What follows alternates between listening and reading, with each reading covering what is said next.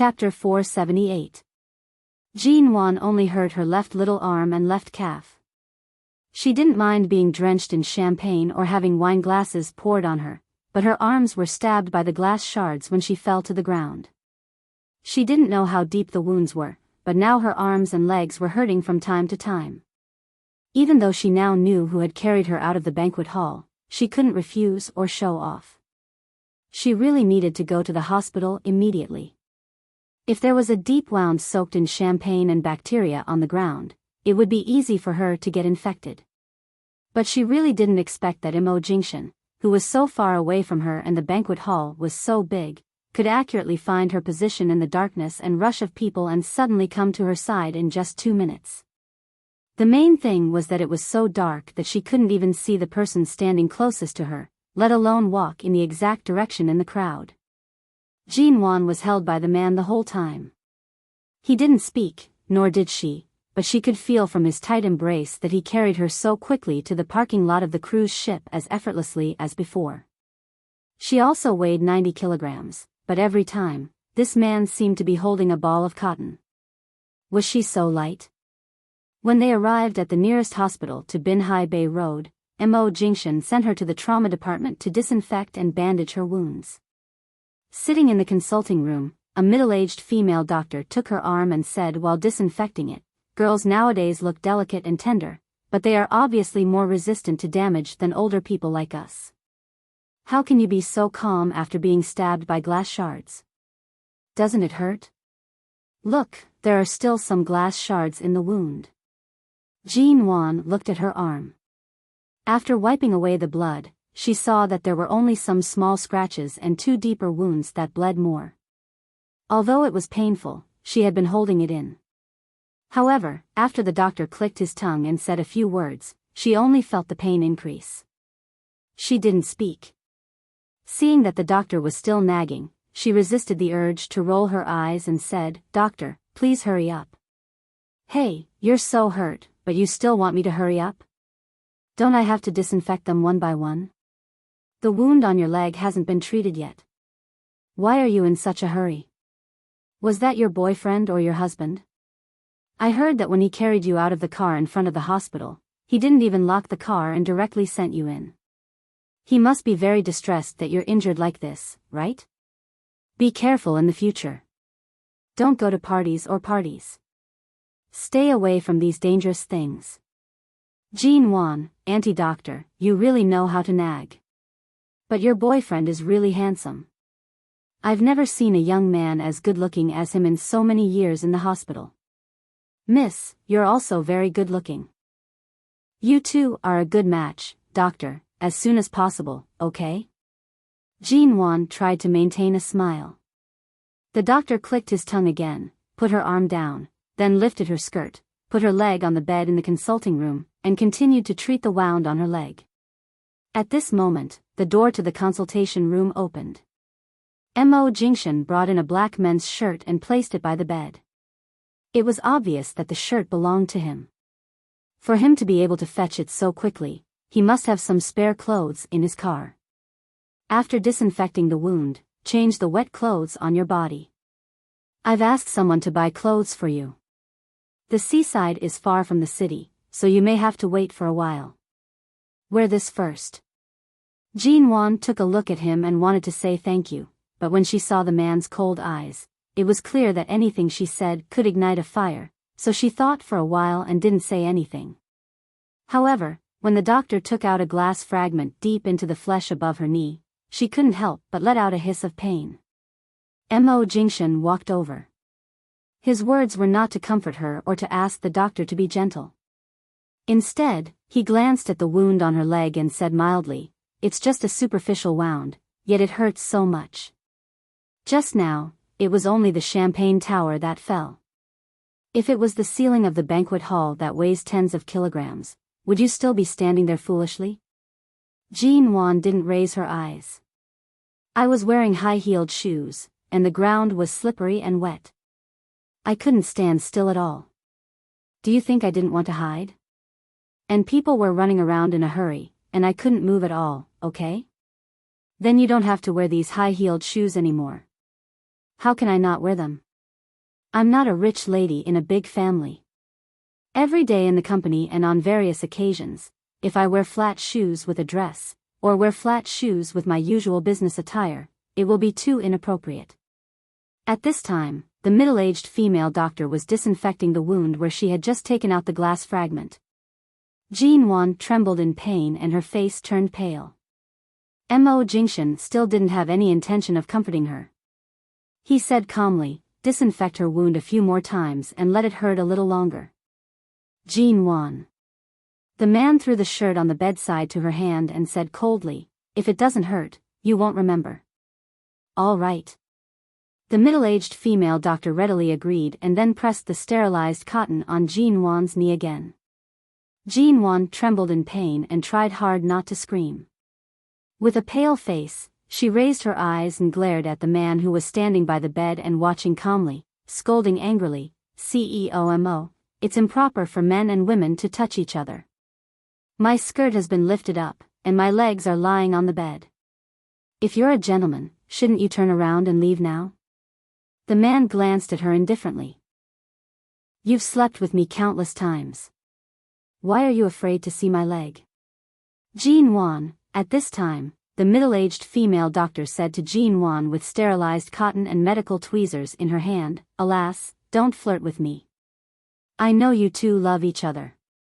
I lost my husband when I was young and have been alone for so many years. I'm most afraid to see young people who love each other." Jean Wan sneered and didn't go to see the doctor but continued to look at Mo Jingshan coldly and said in a very cold tone, "Doctor, please don't mind me. I also lost my husband when I was young." The middle-aged female doctor's hand trembled. She looked at Jean Wan in surprise and then turned to look at Mo Jingshan in astonishment. "Oh, an aunt of my age may not understand you young people. Bear with it. The wound here will still hurt a little. I'll try to be gentle." Chapter 479. After the wound was cleaned, the doctor personally helped Jean Wan to the bathroom next door to wipe the alcohol off her body, helped her change her clothes, and asked someone to borrow a hairdryer from the VIP ward upstairs for Jean Wan to dry her hair. When Jean Wan came out in the black shirt, the doctor covered her mouth and said with a smile as she helped her into the consulting room, "When I watched TV series, I often saw that the heroine looked very beautiful in a man's shirt. I didn't expect that there was such a beautiful girl like you in reality. This shirt looks so beautiful on you. Hey, is that man really not your boyfriend? I said I lost my husband early. How could any man dare to marry me? Boyfriend? Not to mention, I've been single for more than 3 years, Jean Wan said casually. The doctor helped her sit down on the bed and checked her wound. Girl, when did you get married? You don't look old now. 20. Jean Wan smiled. Now I'm 24. Oh, your husband has been dead for 3 years, hasn't he? That's right. It's been 3 years. Jean Wan's voice was calm and not guilty at all. The doctor hesitated and turned to look at the man who had been waiting for them in the consulting room. Mo Jingshan stood in front of the consulting room, looking out of the window. Hearing their conversation, he did not look back. The doctor coughed and said, "That's a pity. You're still so young. It's time to get over the pain of the past. You've done your best to guard your ex-husband for 3 years. It's time to consider finding a new man to fall in love with and marry. People can't be immersed in pain all their lives." Jean Wan nodded solemnly. Yes, it's time to find a new man to fall in love with and marry. The man in front of the window turned back. Are you clean? Jean Wan ignored him, and the doctor said with a smile, She's clean, and her hair has been blow-dried. It's just that she didn't wash thoroughly enough in the hospital. She still smells of alcohol. I think she'll have to take a good bath when she goes back. Mo Jingshan came over and saw that Jean Wan was wearing his shirt, which was just long enough to cover her thighs. As long as she walked normally, nothing else would be exposed. The sleeves of her shirt were rolled up high, and her arms and calves were wrapped in white gauze.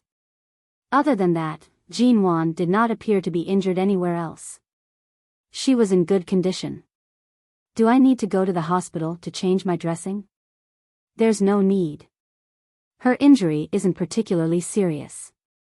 After disinfecting and applying medicine, try to get someone to help her bathe in the next few days.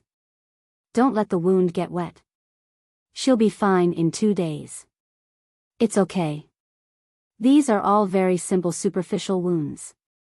Just be careful not to leave a scar. Otherwise, such a beautiful girl with such good skin won't look good if there's a scar. Mo Jingshan didn't listen to the doctor's nagging anymore. He withdrew his gaze and raised his hand to hold Jin Wan's uninjured arm to support her, asking, "Can you walk?"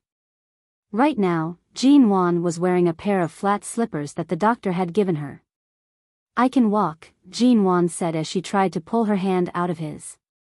Mo Jingshan acted as if he did not see or feel the struggle in her hands and directly supported her to walk out. Under the doctor's eager and enthusiastic gaze, Jin Wan didn't say anything.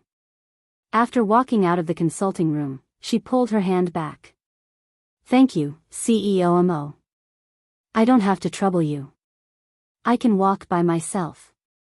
Mo Jingshan just glanced at her indifferently and didn't let go of her. He helped her into the elevator and still didn't let go of her. Seeing him holding her arm with one hand and pressing the elevator button with the other, Jin Wan took advantage of the fact that there was no one else in the elevator and shook her hand. "Let go." Mo Jingshan looked back at her coldly. "If you don't want to be carried out by me, behave yourself." "CEO Mo, thank you very much for your help today. If you hadn't helped me put on my clothes in time in the banquet hall, I would have been seen by others. Thank you for sending me to the hospital, but I'm fine now. The doctor said it's just a superficial wound. I don't need to be held, let alone held, okay?" Mo Jingshan nodded and said, "CEO Mo, I'm very grateful to you for helping me today. I don't need you to help me or hold me, okay?" The elevator stopped on the first floor. Mo Jingshan didn't respond but took her out. Jin Wan was wearing slippers, but they didn't belong to her, so she couldn't walk very well. She stumbled a little and followed him out. Because there were too many doctors, patients, and family members on the first floor, she tried hard not to make a sound, lest she attracted others' attention. She was taken to his car parked outside the main entrance of the hospital. Jin Wan looked at the black ghost in front of her, which was the same as it was 3 years ago, remembered the scene when he carried her out of the car, and immediately took a step back. Mo Jingshan glanced at her indifferently because of her movement. "I can take a taxi back. I don't need to trouble CEO Mo to take such a small wound." Jin Wan didn't look at him and still tried to withdraw her hand. "Jin Wan, you should know my temper. Get in the car, okay?" The man's hand had turned to hold her wrist, and he didn't intend to let go. He didn't hold her tightly and wouldn't hurt her, but she just couldn't pull her hand out. Jin Wan's eyes turned cold for a moment. "I don't understand." Mo Jingshan looked at her and froze for a moment. Then he didn't say more, opened the car door, and signaled her to get in the car and stop dawdling. Jin Wan didn't want to have anything to do with him. She could understand their previous encounters as inevitable in the mall. Today, when he carried her out in public, her mind was a little blank and she couldn't refuse him. In that situation, she wouldn't be so ungrateful. Jin Wan didn't know what was good for her. But now she seemed to have no reason to get in his car.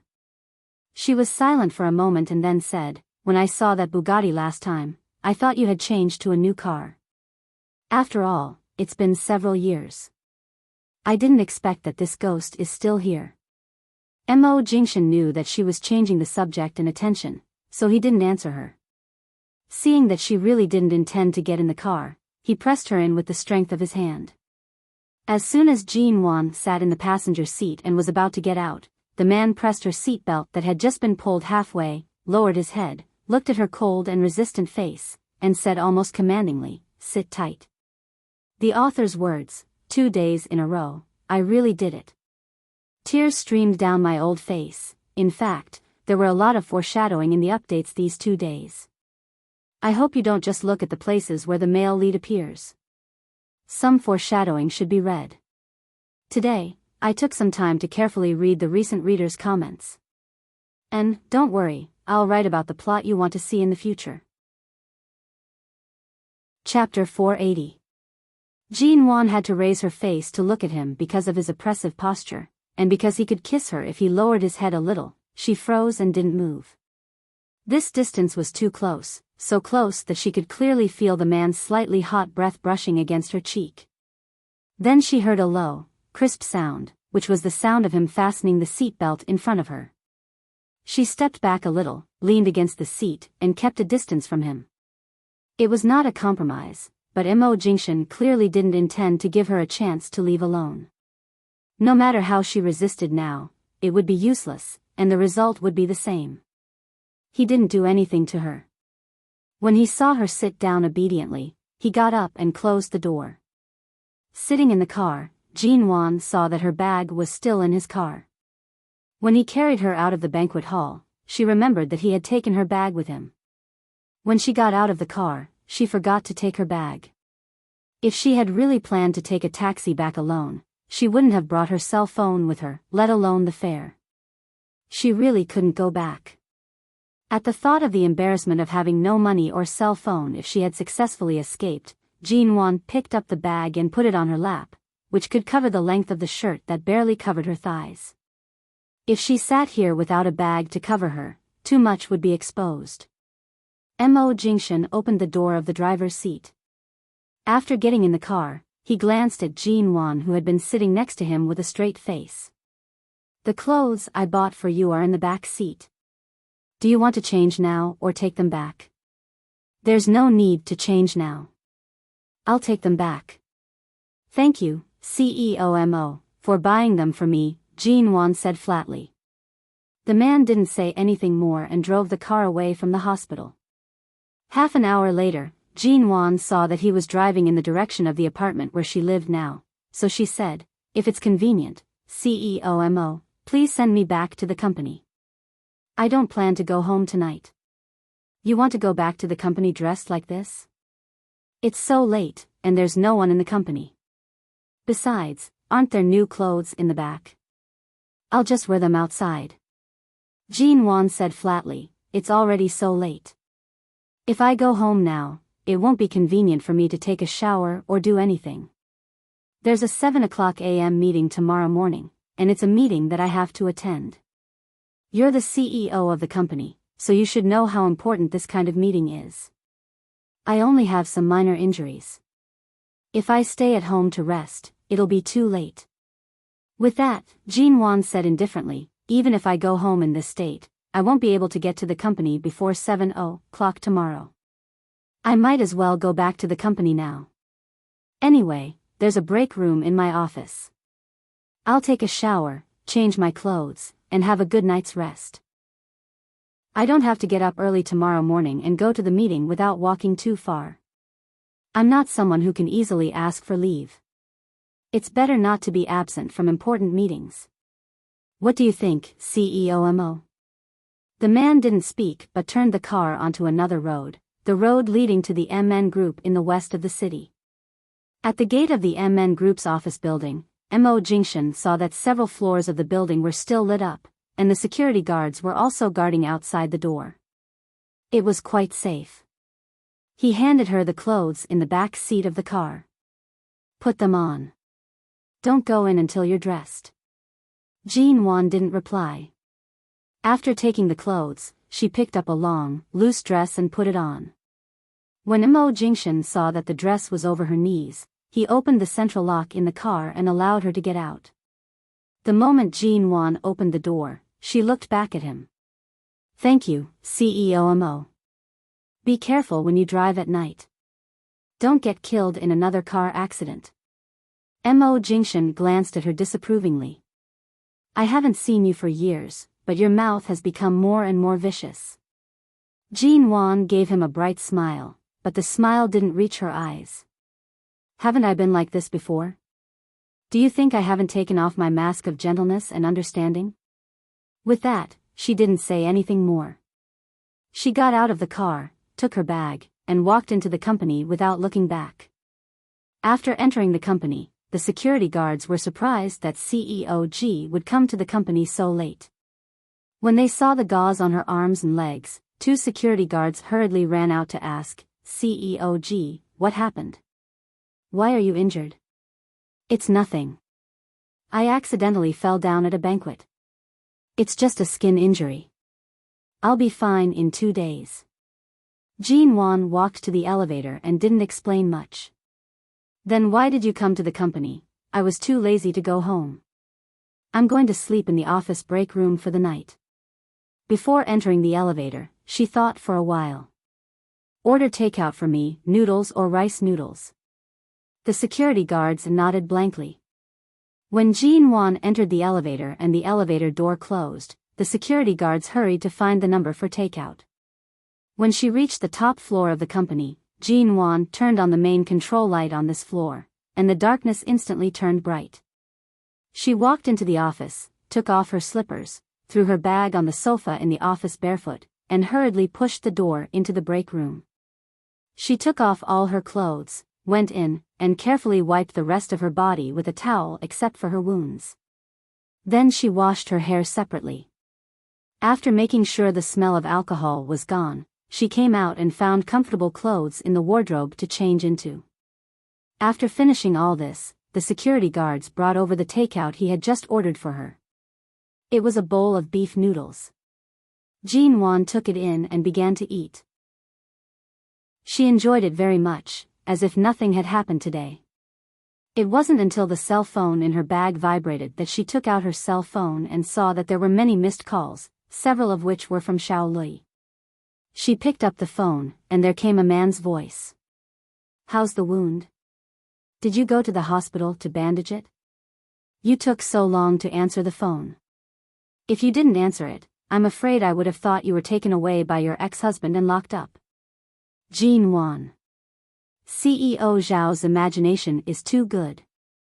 How many people in this world are as perverted as you who always like to lock people up? The man on the other side of the phone sneered coldly. Do you think I'm locking you up? You have good food and drinks, and you don't lack anything. You even have someone to serve you. Even when you go swimming, someone will hand you a bath towel. It's more comfortable than a vacation. Most people can only beg for such treatment. Then I should thank CEO Xiao for letting me spend a week happily being kidnapped. Chapter 481. Xiao Lui snorted and didn't continue this topic but said, My father flew into a rage when you fell and injured yourself at the birthday party today. I haven't seen him so angry for many years. Did Mo Jingshan take you to the hospital to bandage your wounds? Yes, they've been disinfected and applied medicine. It's no big deal. Jean Wan's voice was cold and indifferent. Thank you for your concern, CEO Xiao. Speaking of concern, Miss G, if you have time, you can come to the Xiao family. CEO Xiao, I'm actually not the type to get to the bottom of things, but I really don't know you and old Mr. Xiao very well. Your sudden concern makes me very nervous. Today, you invited all the famous people in High City, and I've also received an invitation. That's still acceptable, but inviting me to see old Mr. Xiao is already inappropriate. Now, you're inviting me to your home for a meal. Don't tell me you really want me to be your stepmother? Xiao Lui sneered. You're quite thoughtful. Otherwise, what else can I think? Is it just because your father likes me so much and wants to take me in as his goddaughter? I don't think so. After all, we haven't even met before. How can he be so familiar with me? Your Ling Xiao group is a big business, and there are many people who want to be relatives with your family. What do you think I should think when someone I've never met suddenly shows such great interest in me? Xiao Lui didn't say much but said, All right, Miss G, go to bed early. Jean Wan casually responded. Without waiting for the other party to hang up, she hung up and tossed her phone onto the bed. She then lowered her eyes to look at the darkened screen of her phone, thinking about what happened at the banquet today. The way Mr. Xiao looked at her at that time, Jean Wan pondered for a moment and suddenly wanted to call Ji Hongwen, but she glanced at the time and gave up. It was so late. Her father must have gone to bed. The government's project to rebuild the stadium had begun. All the plans and personnel, including financial and material resources, were ready, and they just needed to finalize the date of construction. Jean Wan didn't go to the government recently. In fact, as long as the higher-ups didn't ask her to be there in person, she basically wouldn't show up. Although this was a very important project issued by the government, she would try to let others go as much as possible. Xiao Ba brought a group of people to inspect the construction site of the old stadium. They were gone for several hours and only returned in the afternoon, exhausted and sweaty. He handed her a camera filled with electronic photos. Jean Wan inserted the camera's memory card into the computer and checked the photos they had taken. After Xiao Ba went back to her office to take a shower and rest for half an hour, she came back to say, "By the way, boss, I met the leaders of the city at the construction site today. They said that since the project has been finalized by the province and the city, we don't have to go to the city for the stadium for the time being. We can choose a place to discuss the stadium with the person in charge of the construction bureau and other partners." Then the leaders of the construction bureau said that their bureau was too far from the stadium and planned to move all the meetings about the stadium project to Shine Group. "That is to say, boss, if you continue to follow the progress of this project, you should go to the office building of Shine Group with the people of the construction bureau in the future." Jean Wan stared at the photos on the screen without any pause and said calmly, "I see." Seeing that Jean Wan didn't show any dissatisfaction, Xiao Ba stared at her expression for a while and didn't see any uneasiness on her face. It made sense. This was what the government and the construction bureau said, and the matter had been settled. Even if Jean Wan had any dissatisfaction or objection, she could only vent her anger in her own company, and there was no change in the result. "Well, boss, the construction bureau said that there will be another meeting this Friday. Shall we go to Shine at the appointed time?" "Okay." Jean Wan still looked at the computer screen.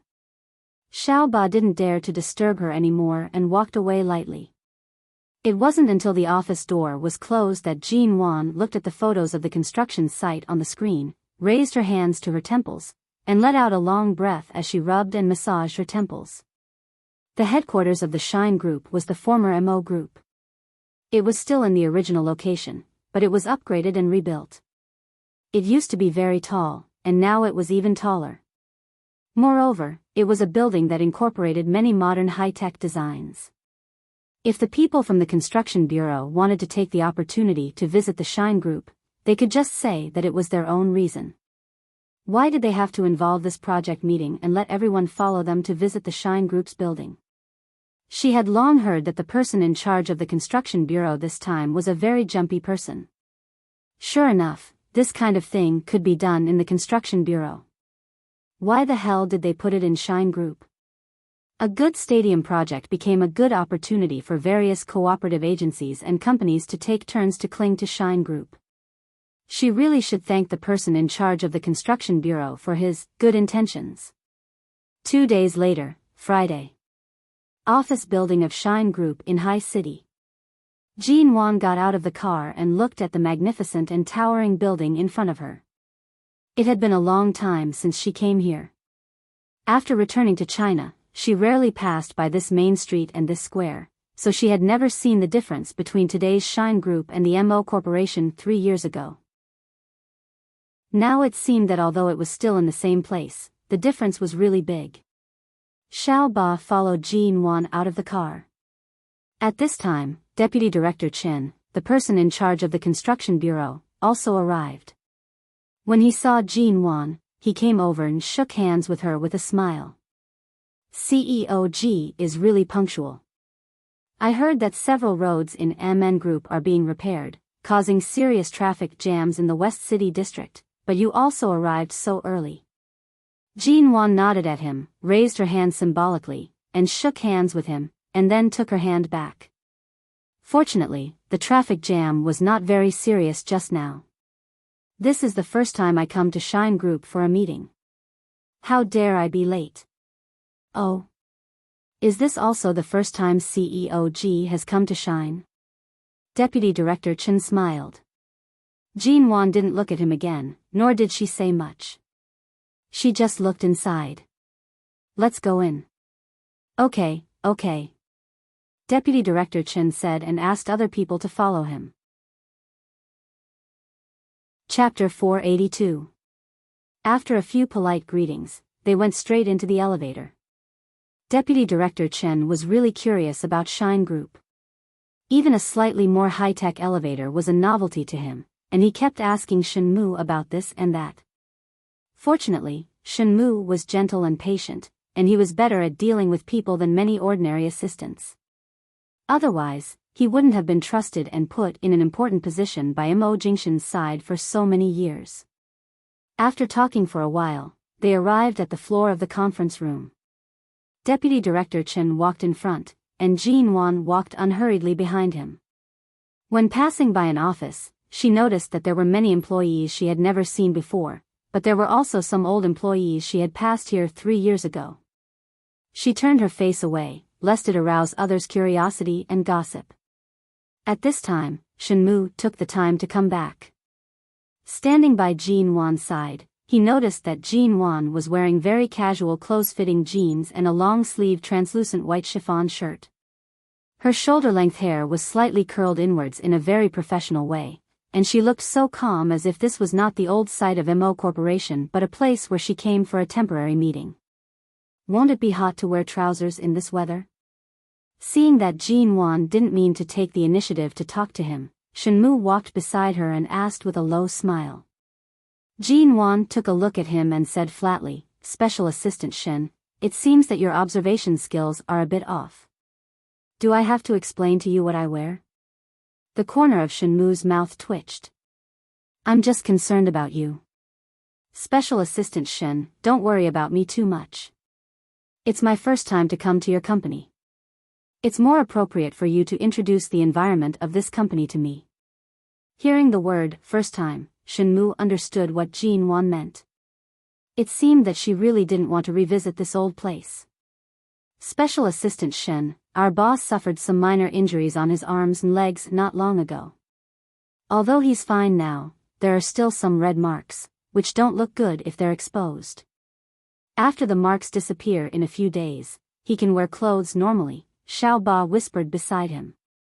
Shenmu had just nodded to Xiao Ba when Jean Wan reached back and took the documents from Xiao Ba's arms, saying mildly, "You guys talk outside. I'll go in for the meeting." Knowing that Jean Wan was blaming her for talking too much, Xiao Ba hurriedly followed Jean Wan's footsteps with an uneasy expression and followed her into the conference room. When everyone had taken their seats, Jean Wan went in and greeted them politely. She was about to sit down when the sound of a man's footsteps suddenly rang outside the conference room, which was particularly clear in the large space of the conference room that had suddenly fallen silent. Jean Wan turned around and saw that Mo Jingshan had already entered. He was a handsome man. His clear facial features perfectly matched the cold face he had when he had carried her into the hospital that day. He was wearing a pair of black trousers on the lower half of his body and a pure white shirt. The buttons on the shirt were all buttoned up tightly, giving off the aura of a cold and noble elite. He was not like his usual self with a few buttons unbuttoned outside the company, looking half sexy and half abstinent. Although the meeting was arranged by the construction bureau, it was held in Shine Group after all. With a smile on his lips, he glanced at everyone and said in a very magnetic voice, "Deputy Director Chen, how did you think of holding the meeting in Shine Group? I didn't have time to greet you just now. Please forgive me for my poor hospitality." "Not at all. CEO Mo is very busy. It's very kind of you to take the time to hold a meeting with us. We chose this place because it is closer to the stadium of our project site, and Shine Group has a large space and more spare conference rooms. It's more convenient for you to arrange a conference room for us." Deputy Director Chen got up and stepped forward to shake hands with him. After another round of pleasantries, Mo Jingshan withdrew his hand and went straight to the meeting. Jean Wan didn't move, but Deputy Director Chen hurriedly gave up the seat in front of him and invited Mo Jingshan to take a seat several times. Then Deputy Director Chen asked everyone to move back and finally vacate the seat next to Jean Wan. He sat down on Jean Wan's right side. It's closer here, and it's more convenient for us to talk, Deputy Director Chen said as he moved closer to Jean Wan. Jean Wan smiled. When she turned her eyes, she saw that the man was sitting in the leather chair in front of the conference table. His slender legs wrapped in pressed black trousers were elegantly crossed, and his slender and well-defined fingers were holding the documents that his secretary had just handed to him. The huge high-definition screen in front of him had already shown the design drawings of all directions of the stadium. In order to make the screen clearer, the lights in the conference room were not turned on, and only the pictures on the blue screen kept rolling. In the blue light, the man's extremely handsome face was blurred by the light, but he looked unusually cold. Glancing at Jean Wan, who was being tugged at by Deputy Director Chen's sleeve and talking in a low voice, Mo Jingshan's thin and cold lips curled up slightly, and he smiled coldly, but his voice was so low that no one could hear his emotions. Deputy Director Chen, are you here for a meeting or just want to talk to CEO Ji alone? Could it be that Deputy Director Chen has forgotten that all the agencies and partners are still sitting here? As soon as Mo Jingshan finished speaking, Deputy Director Chen's hand that had been tugging at Jean Wan's sleeve trembled, and he hurriedly let go of her. Jean Wan also withdrew her arm at the right time and calmly continued to look at the pictures on the big screen and the staff who were standing in front of them and analyzing the various project drawings of the stadium. Seeing that Deputy Director Chen didn't dare to continue to look at Jean Wan, nor did he dare to tug at her sleeve and talk to her in a low voice, Mo Jingshan threw the documents in his hand on the conference table with his slender fingers, signaling for the meeting to continue. Some of the people present had been invited to Mr. Zhao's birthday party a few days ago and had seen Mo Jingshan carrying the injured Jean Wan out. Some of them had seen Mo Jingshan, who had always kept a distance from women, teaching Jean Wan how to play darts when they went to the seaside resort some time ago. Some of them had noticed Mo Jingshan, who had always kept a distance from women, teaching Jean Wan how to play darts. Some of them had noticed Mo Jingshan and CEO Ji of MN Group, but no one dared to gossip about it. At this moment, seeing Mo Jingshan's cold attitude, they felt that the relationship between CEO Ji and CEO Mo was really not ordinary. The conference room was silent, and only the staff standing in front of the screen were talking. There were a lot of people in the conference room, so the air conditioning was turned on. Most of the people present were men in shirts, suits, and trousers. When they all felt a little cold, Jean Wan also felt cold. Just as she inadvertently touched her arm through the long-sleeved chiffon shirt, the man sitting at the head of the conference table didn't seem to look at her, but his voice suddenly rang coldly. Shenmu, go and turn up the temperature of the air conditioning. Chapter 483. The meeting continued and lasted for more than 2 hours, from 2:00 to 4:00 in the afternoon. When Jean Wan inadvertently raised her hand and rubbed the back of her neck again, Mo Jingshan said coldly, "The meeting is adjourned. Take a break first. We'll continue in an hour." Everyone looked at each other in surprise. From the very beginning, when he learned that he was coming to Shine for a meeting, he had been mentally prepared. It was said that CEO Mo was a workaholic, especially after taking over Shine Group. It was rare for him to be so humane. Usually, important meetings would last for several hours, and they would not be interrupted, let alone given such a long break. Hearing Mo Jingshan's words, Shenmu opened the door of the conference room, but everyone at the conference table still thought they had heard it wrong. Even Deputy Director Chen didn't dare to get up because of Mo Jingshan's cold eyes from time to time. CEO Mo, are you really going to take a break? If you take a break now, I'm afraid the meeting won't end until 6:00, the secretary standing next to him asked in a low voice. Mo Jingshan didn't speak but got up and left, cold and quiet. Seeing that CEO Mo had left, it was obvious that the meeting was going to be intermission. Everyone instantly breathed a sigh of relief. Those who should get up and go to the bathroom went to the bathroom, those who should drink water drank water, those who should make phone calls made phone calls, and those who should rub their eyes and sit in their original seats rested. Sure enough, people who weren't employees of Shine Group didn't know what the working atmosphere here was like. This was the first time they had a meeting in Mo Jingshan's territory, and they immediately felt the pressure. Even Deputy Director Chen wondered if he had chosen the wrong place. Mo Jingshan was not a person who could be easily offended. When they met in the city, even the provincial and municipal leaders had to give in to him, but CEO Mo was polite to them.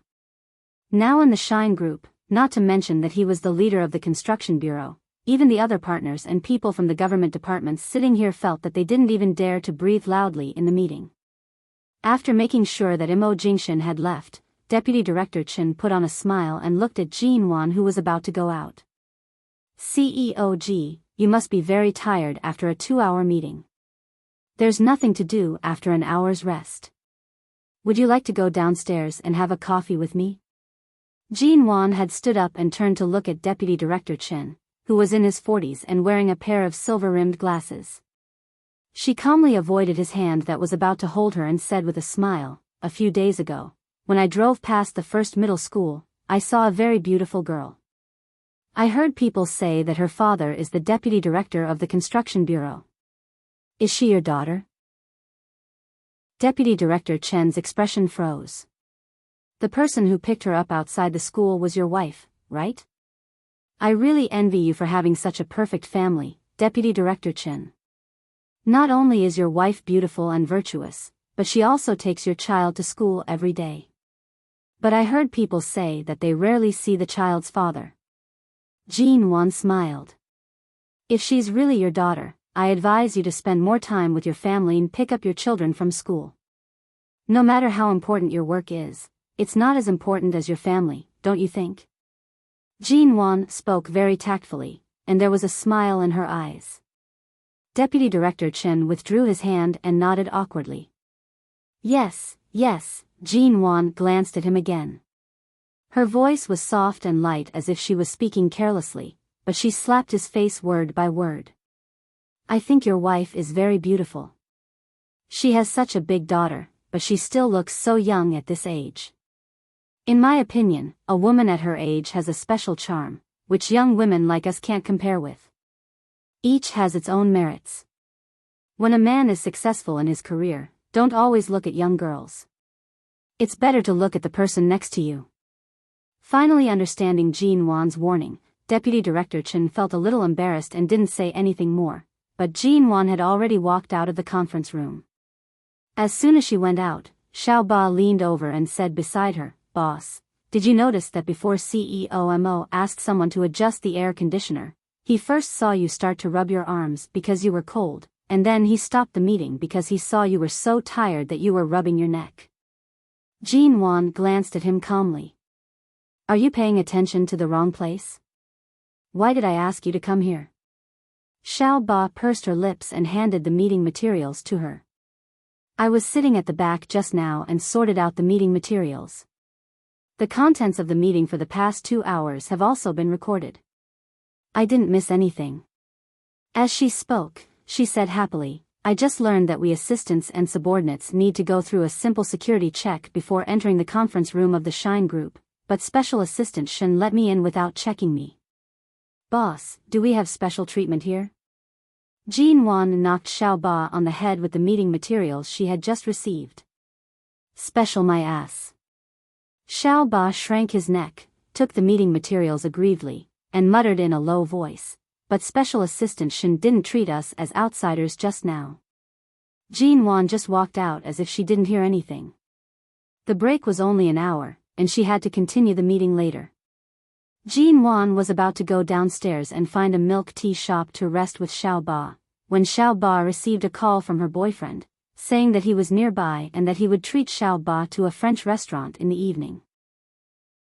Knowing that Xiao Ba could take a break, he asked her to sit in a nearby park for a while. Jin Wan couldn't bear to disappoint these two young lovers who were so busy with work that they rarely got together, so she gave Xiao Ba a few hours off. She didn't need to come to the meeting later. She would record the contents of the meeting and take it back to the company tomorrow for them to sort out. Xiao Ba ran off with a blissful expression. Jin Wan had no interest in drinking milk tea alone. She took a stack of documents and casually found an empty parlor on this floor to rest. There was a black leather sofa in the parlor, as well as a water dispenser and disposable cups. She poured herself a glass of warm water and then sat on the sofa, rubbing her neck from time to time. Because she was often busy with work when she was in the UK, she couldn't relax after returning to China. Now, as long as she worked or sat for too long, her neck and shoulders would be a little sore. Chapter 484. Jean Wan managed to open her eyes and set an alarm on her cell phone to wake her up in 45 minutes. Then she simply leaned against the sofa and let herself sleep for a while. It was too comfortable to fall asleep. Her original posture of leaning against the back of the sofa gradually changed to a posture of lying on the sofa. Then, she curled her arms under her head like this. When she was picked up by the waist, she just frowned unconsciously, rubbed her face in his arms, and continued to sleep. Mo Jingshan lowered his eyes and watched as the woman in his arms rubbed her face against his chest out of habit. His calm expression was gradually mixed with a hint of warmth. When he carried her out of the reception room, there were Shine Group employees passing by in the hallway. However, they spontaneously walked forward with their noses lowered. No one dared to cast a glance at the woman in CEO Mo's arms. Even if they wanted to discuss curiously, they had to wait until CEO Mo was far away before they dared to do so. However, they did not dare to make any noise. When they reached the top floor of the company, the woman was still sleeping. Mo Jingshan carried her to the office. As soon as he pushed the door open, Jean Wan in his arms seemed to finally notice something wrong. She wanted to turn over, but she couldn't. Her closed eyes didn't open, but her eyelashes moved slightly. Her eyes were still closed, and her body was tighter than when she had just fallen asleep. The man carried the woman who had woken up into the office. Feeling that her body was getting stiffer and stiffer, he spat out 3 cold and low words from his thin lips: "Go back to sleep." Even when he put her on the sofa, Jean Wan just kept her flat sleeping position, lying motionless, and didn't open her eyes. Seeing her stiff appearance, Mo Jingshan smiled, adjusted the air conditioning in the office to the right temperature, took off his suit jacket, and covered her with it. 1 minute, 2 minutes, 10 minutes, half an hour, Jean Wan lay motionless on the sofa. During this long time, she could hear the man's footsteps towards the desk and the rustling of the documents as he worked. Everything was quiet. Knowing that she was pretending to be asleep, he didn't expose her. When the break of the meeting was over, the secretary knocked on the door. When she came in, she saw Jean Wan lying on the sofa with CEO Mo's clothes covering her body.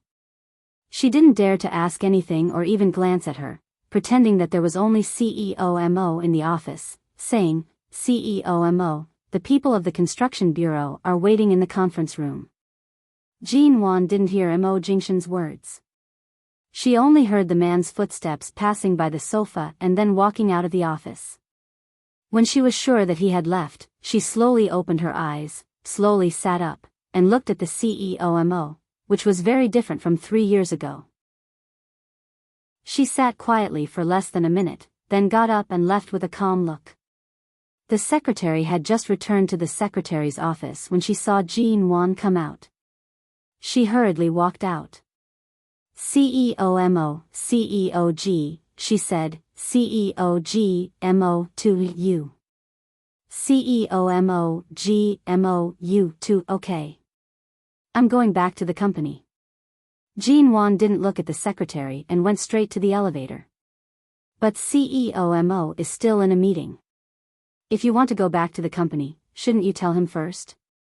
Otherwise, Jean Wan stopped in front of the elevator and pressed the down button.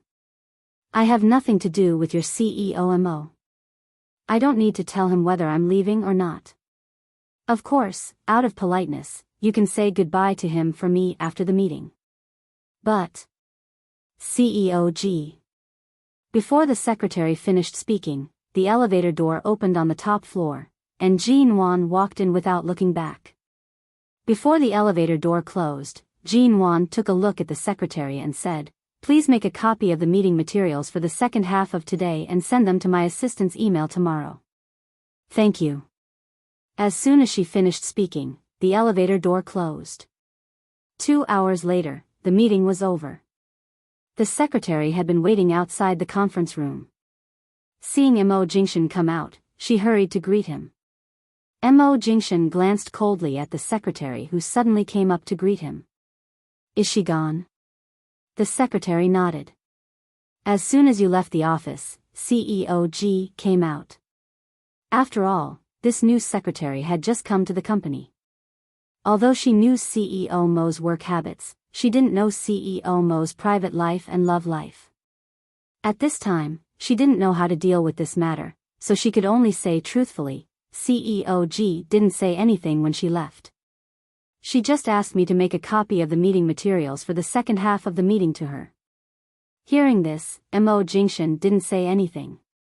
The secretary hesitated for a long time, not knowing whether to say it or not. But when she thought that when CEO G was lying in the office just now, she seemed to be covered with CEO Mo's coat, and what she saw when she went downstairs, she couldn't help feeling a little indignant. The secretary said hesitantly, also, when CEO G left, I saw that the car that picked her up was not the car of MN Group but the car of Mr. Vince, the general manager of BGY Group, and the person who picked her up was also Mr. Vince. Mo Jingshan, who was about to walk forward, suddenly stopped and took a dark look at the secretary. In an instant, the secretary felt as if she had been pierced by an ice arrow, as if there was a thorn in her back. For a moment, she wondered if she had said something wrong. Outside the window at the end of the corridor, it was already dark. High City was just beginning to light, but it was drizzling. The man stood in front of the conference room. His usual indifference was no longer there, and his cold face revealed displeasure. Mo Jingshan was silent for a long time, and then his cold and deep voice suddenly rang. How long had that car been waiting outside before she left? According to the security guard at the door, Mr. Vince's car had been waiting for more than an hour. Our company has had a lot of cooperation with BGY Group before, and we have had many contacts with Mr. Vince, so I have a deep impression of his car. And when the car door opened, I saw the person in the driver's seat, and it was indeed Mr. Vince. Mo Jingshan nodded silently, only listening, but not responding. Seeing that he didn't speak, the secretary didn't dare to say more, let alone guess what the relationship between CEO Mo and CEO G was. CEO Mo was a man with deep thoughts, and it was difficult to understand. Although he had been in the company for so long, he had never seen through him. It was just that her instincts told her that a cold and indifferent person like CEO Mo should have his own control over everything. He would rarely miscalculate. That CEO G should be a very special existence to CEO Mo, right? Chapter 485. Outside the car window, the light rain gradually turned into heavy rain, falling on the car and making muffled noises from time to time, making people's hearts wet. I guess I have to thank the rain. Otherwise, since the last time we parted, I don't know when you would talk to me. Mr. Vince laughed as he drove. Jean Wan sat quietly in the car and smiled. When she left the office building of Shine Group, she was supposed to take a taxi back to the company, but she didn't expect that Mr. Vince's car was waiting for her outside. At that time, the sky was covered with dark clouds, and it was going to rain. She didn't bring an umbrella, nor did she drive her own car. At that time, it was still the rush hour, and it was difficult to get a taxi. Mr. Vince opened the door for her to get in the car, and she didn't refuse but got in. Not long after she got in the car, it began to rain. How did you know I was here? She asked. Tomorrow is the weekend. I wanted to ask you out, but I was afraid that you were still angry, so I called Xiaoba just now. She said you were here, and I happened to be working nearby, so I came directly. Have you been waiting for a long time?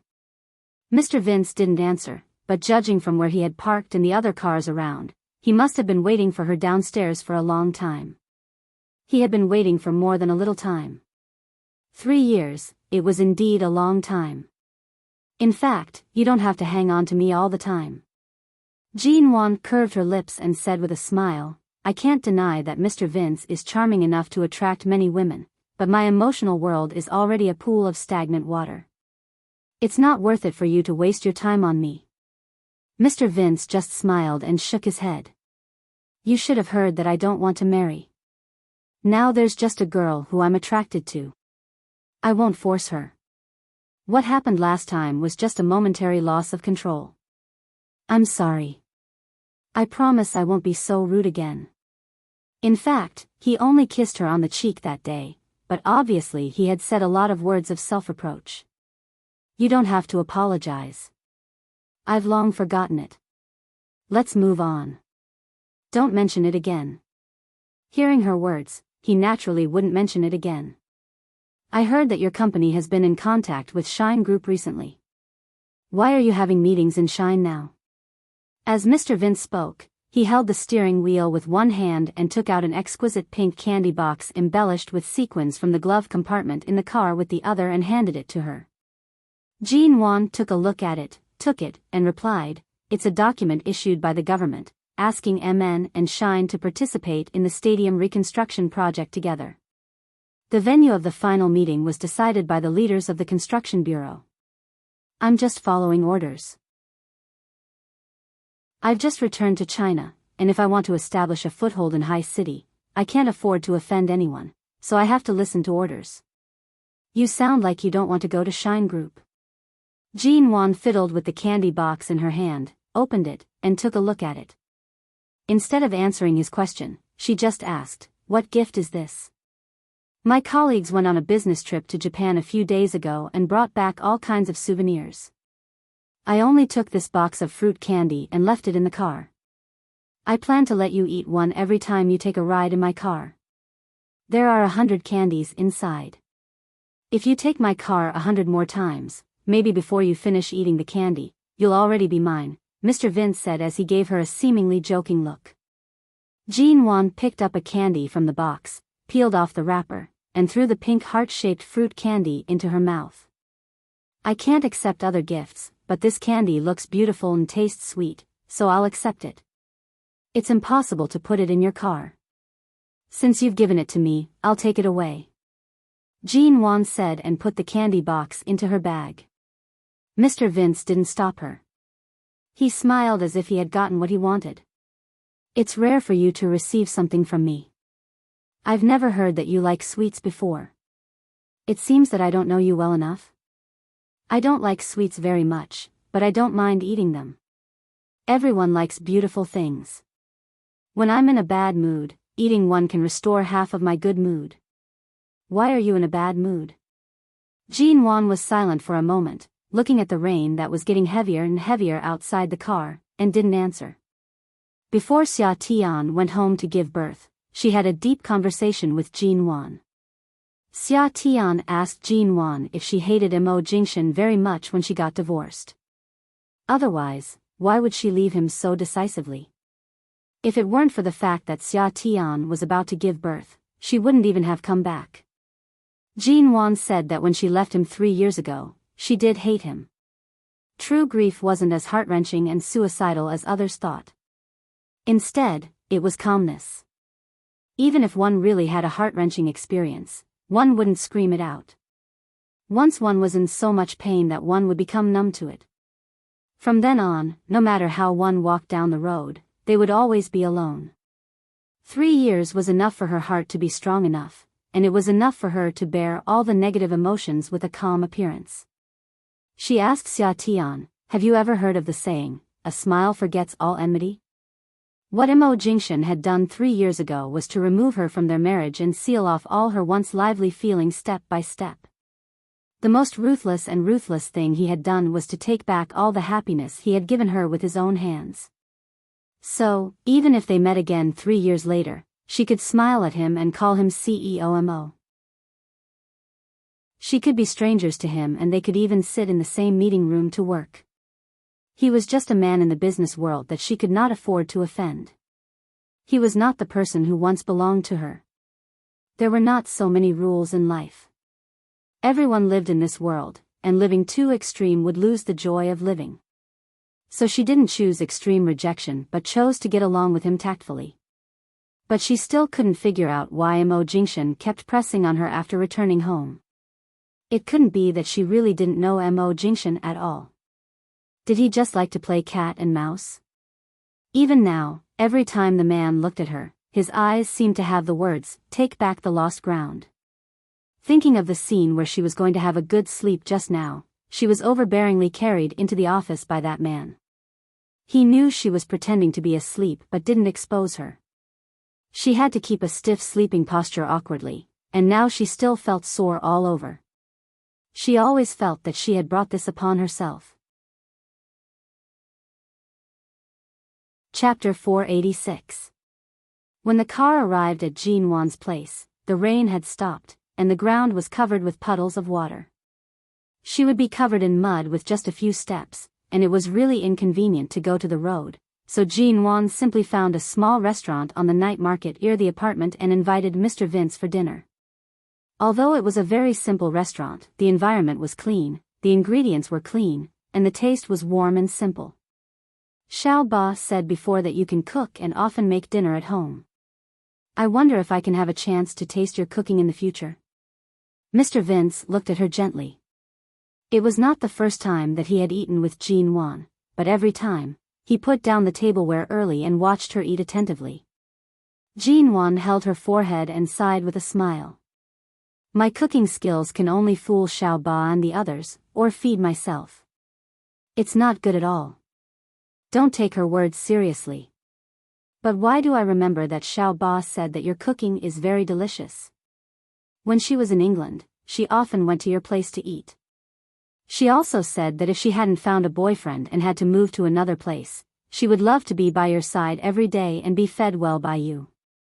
Speaking of which, Xiao Ba is just an assistant. You can treat her so well, but why do you treat me like an outsider? Jean Wan picked up the glass and took a sip of water.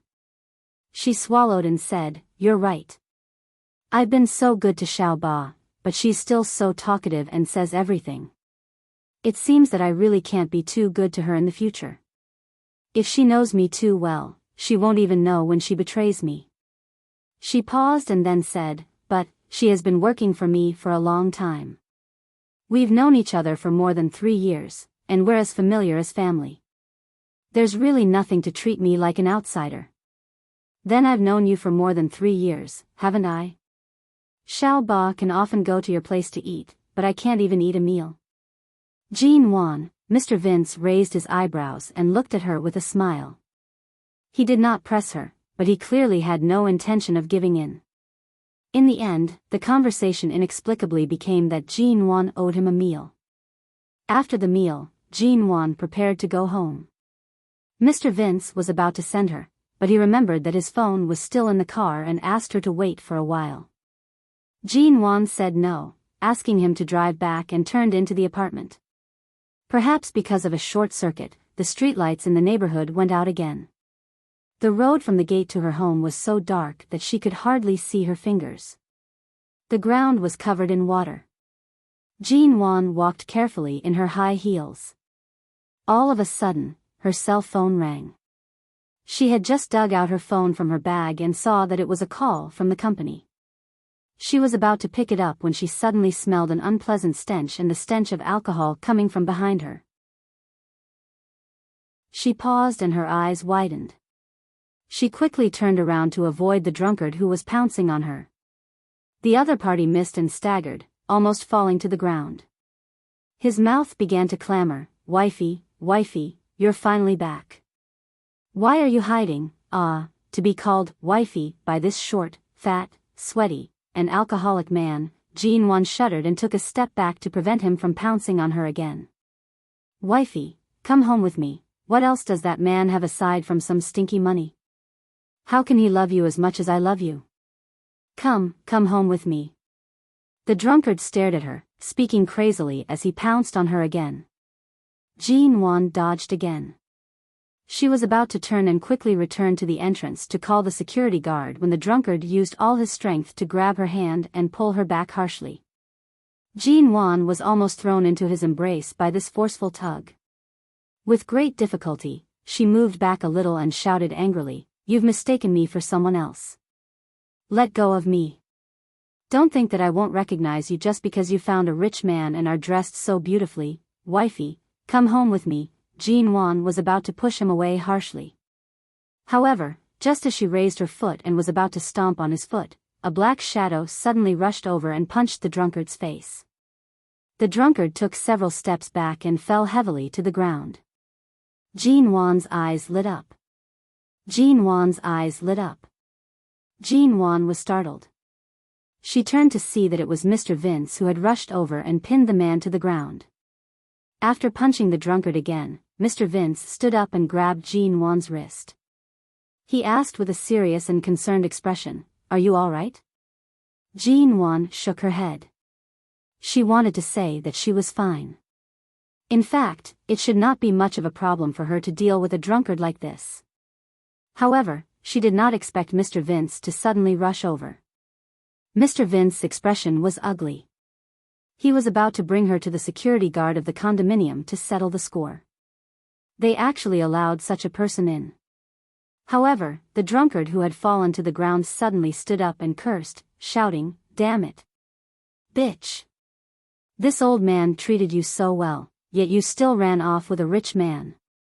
I'll kill you." As he spoke, he suddenly pulled out a fruit knife from his pocket. His eyes were bloodshot as he charged forward.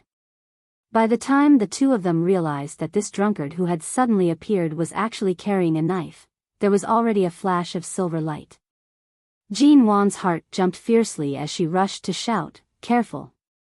Mr. Vince's eyes were sharp and his hands were nimble. He pulled Jean-Wan to the other side of his body, protecting her while instinctively raising his arm to avoid the drunkard's fruit knife.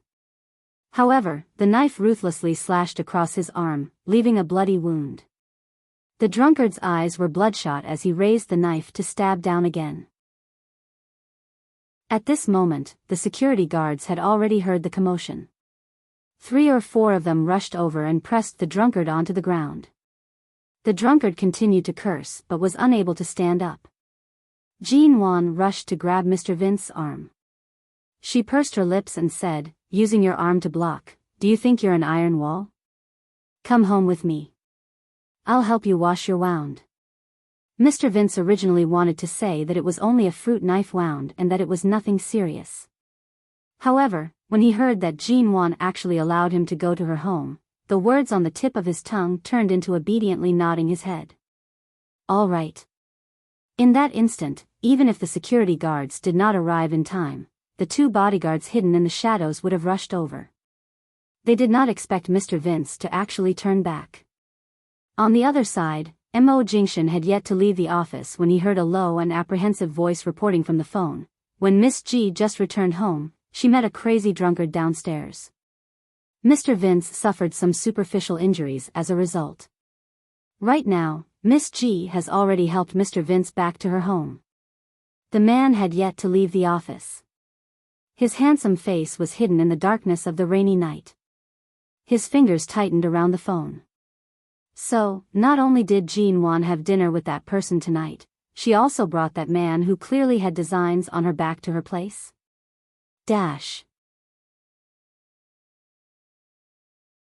Chapter 487. The door opened with a beep. Jean-Wan rushed to support the man behind her and walked in. As she walked, she quickly pressed on the wall to turn on the lights. "Come on, sit down first. I'll help you wash your wound." Mr. Vince entered the door and glanced at the place she lived in. The first thing he saw was that the living room was neat and tidy. It was not as messy and full of things as she usually said. The apartment was more than 200 square meters, but the living room was large. The decoration was simple and not complicated. There was also the faint fragrance of a woman living alone in the air, making him feel inexplicably reluctant to leave as soon as he stepped in. "Sit there first. I'll go get the first aid kit." Jean-Wan pointed to the sofa. "It's nothing serious. The fruit knife's sharpness can't be that serious. It's just a scratch on the surface of my skin. If it were really that deep, would have gone to the hospital by now." Mr. Vince glanced at the sofa. There were 2 blue and white pillows by the side, like the color of the sky. The white fabric sofa was as clean as new. He sat down and looked up at the woman who was hurriedly looking for the first aid kit. Jean Wan brought the first aid kit, opened it, and rummaged through it for some simple medicine, gauze, and band-aids. As she took them, she said, "Even if you don't go to the hospital, he used a lot of force with the fruit knife just now. It's not that deep, but it's definitely not shallow. Don't you know how much blood you lost in the elevator?" As she spoke, she turned around to fetch a basin of water and took out a new towel from the drawer. She sat beside him and rolled up the sleeves of his shirt that had a long cut. Then, she carefully began to wipe the blood around the wound. Seeing Jean Wan's gentle and serious movements, Mr. Vince stared at her face. He watched as the little woman carefully wiped the wound clean, wiped the wound again with white gauze dipped in alcohol, and then changed the gauze to clean the wound.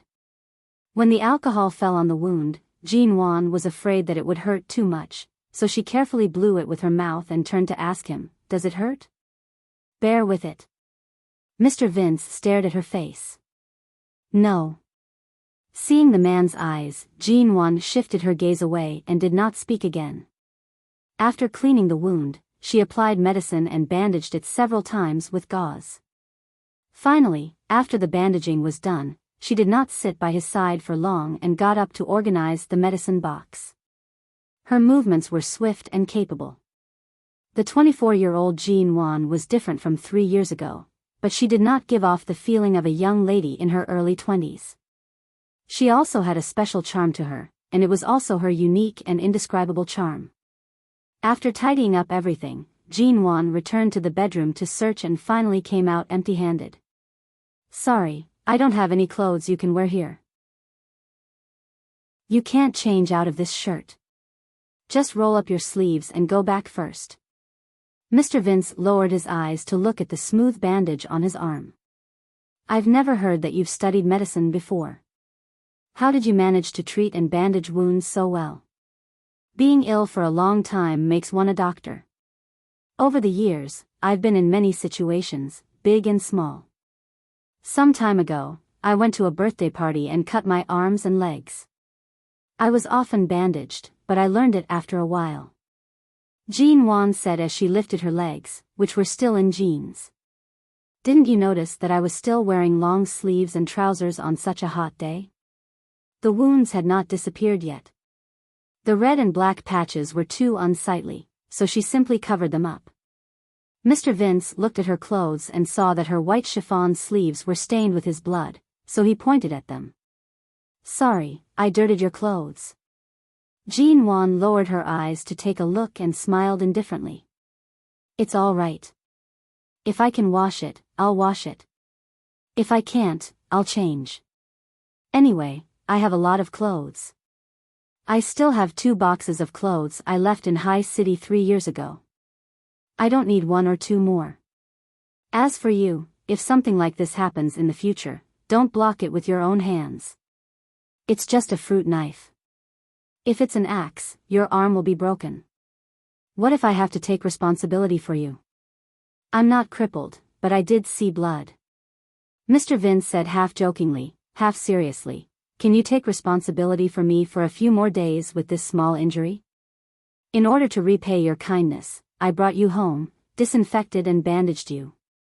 I've already repaid you. Don't expect me to take responsibility for you." Jean Wan looked at him with a shrewd smile. "Don't expect me to take responsibility for you." Mr. Vince raised his eyebrows.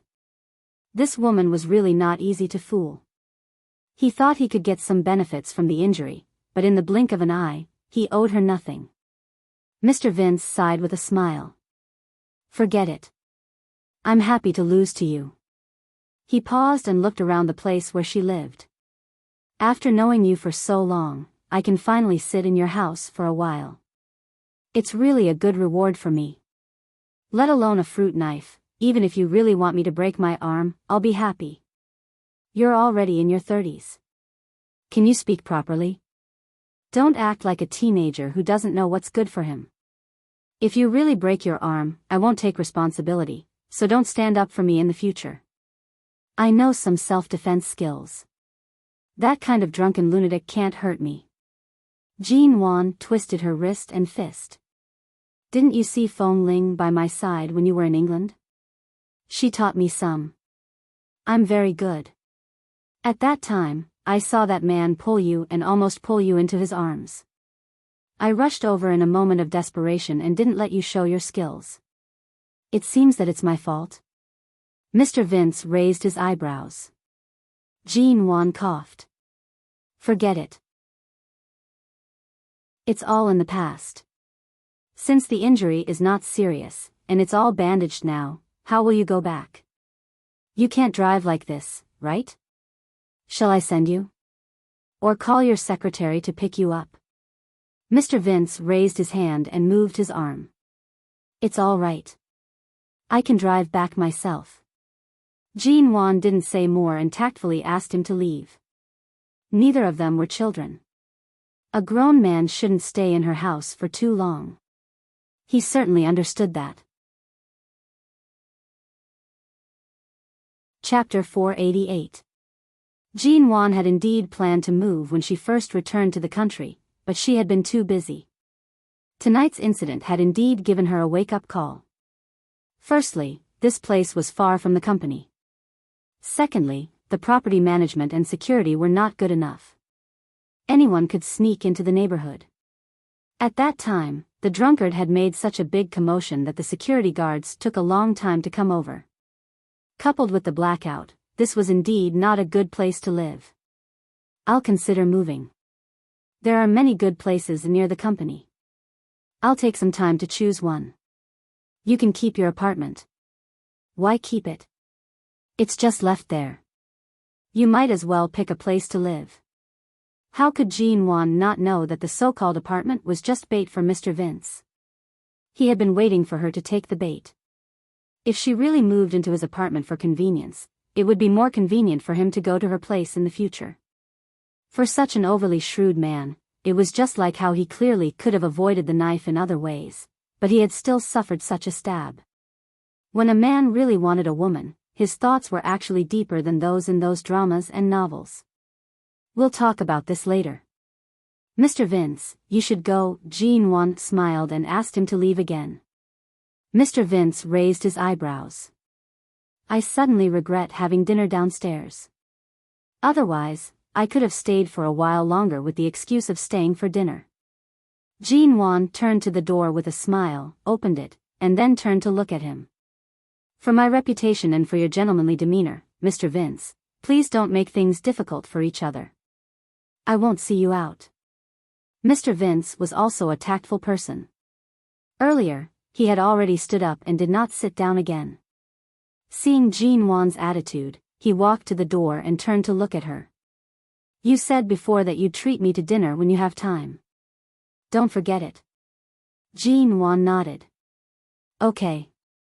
Mr. Vince walked out of the door. As he waved at Jean Wan, he looked at the lights in the corridor and the escalator on the side, saying, Be careful. Move out as soon as possible. Jean Wan raised her hand and made an okay gesture. When he entered the elevator, she waved her hand and closed the door. Seeing Mr. Vince leave Jean Wan's apartment and drive away, the bodyguard picked up the phone again. Mr. Vince left Miss G's place at 8:50 p.m. Miss G didn't show up, so she probably didn't send him off. Mr. Vince's car has already left. Mo Jingshan's expression melted into the dark night. So that man went up and sat for an entire 20 minutes? He glanced at the curtain of rain and then at the direction of Jean Wan's apartment. His gaze was cold as he said coldly, within a week, get her to move out of this apartment. The bodyguard was surprised, but he didn't dare to ask more. Well, this apartment is very old and not very safe, but where should Miss G move to? Mo Jingshan's voice was calm. Yuehu Bay. The bodyguard was even more shocked. Yuehu Bay on the west side of the city was the only high-end residential area there. Although it wasn't built by Shine Group, when Yuehu Bay was first built, the company had specially gifted Mo Jingshan an apartment of several hundred square meters in the middle of Yuehu Bay. They had also gifted several smaller apartments below that apartment. The one with the best feng shui and scenery in the middle of Yuehu Bay was gifted to Mo Jingshan. Almost all of the good floors were given to Mo Jingshan, and they had all been luxuriously renovated. This showed their sincerity. However, after the gift, Mo Jingshan had never moved there. Everyone knew that it was a good place in the west side of the city. It was close to various office buildings and commercial streets. In the middle of it was High City's famous Yuehu Bay. The environment was good and it was a secluded holy land in the bustling city. But how could he successfully get Miss Ji to move there? The next day, Jean Wan went to the company and found some time to look at the nearby houses online. Regardless of whether it was an apartment or a normal residence, there were only 2 or 3 residential areas that were close to the company and comfortable to live in.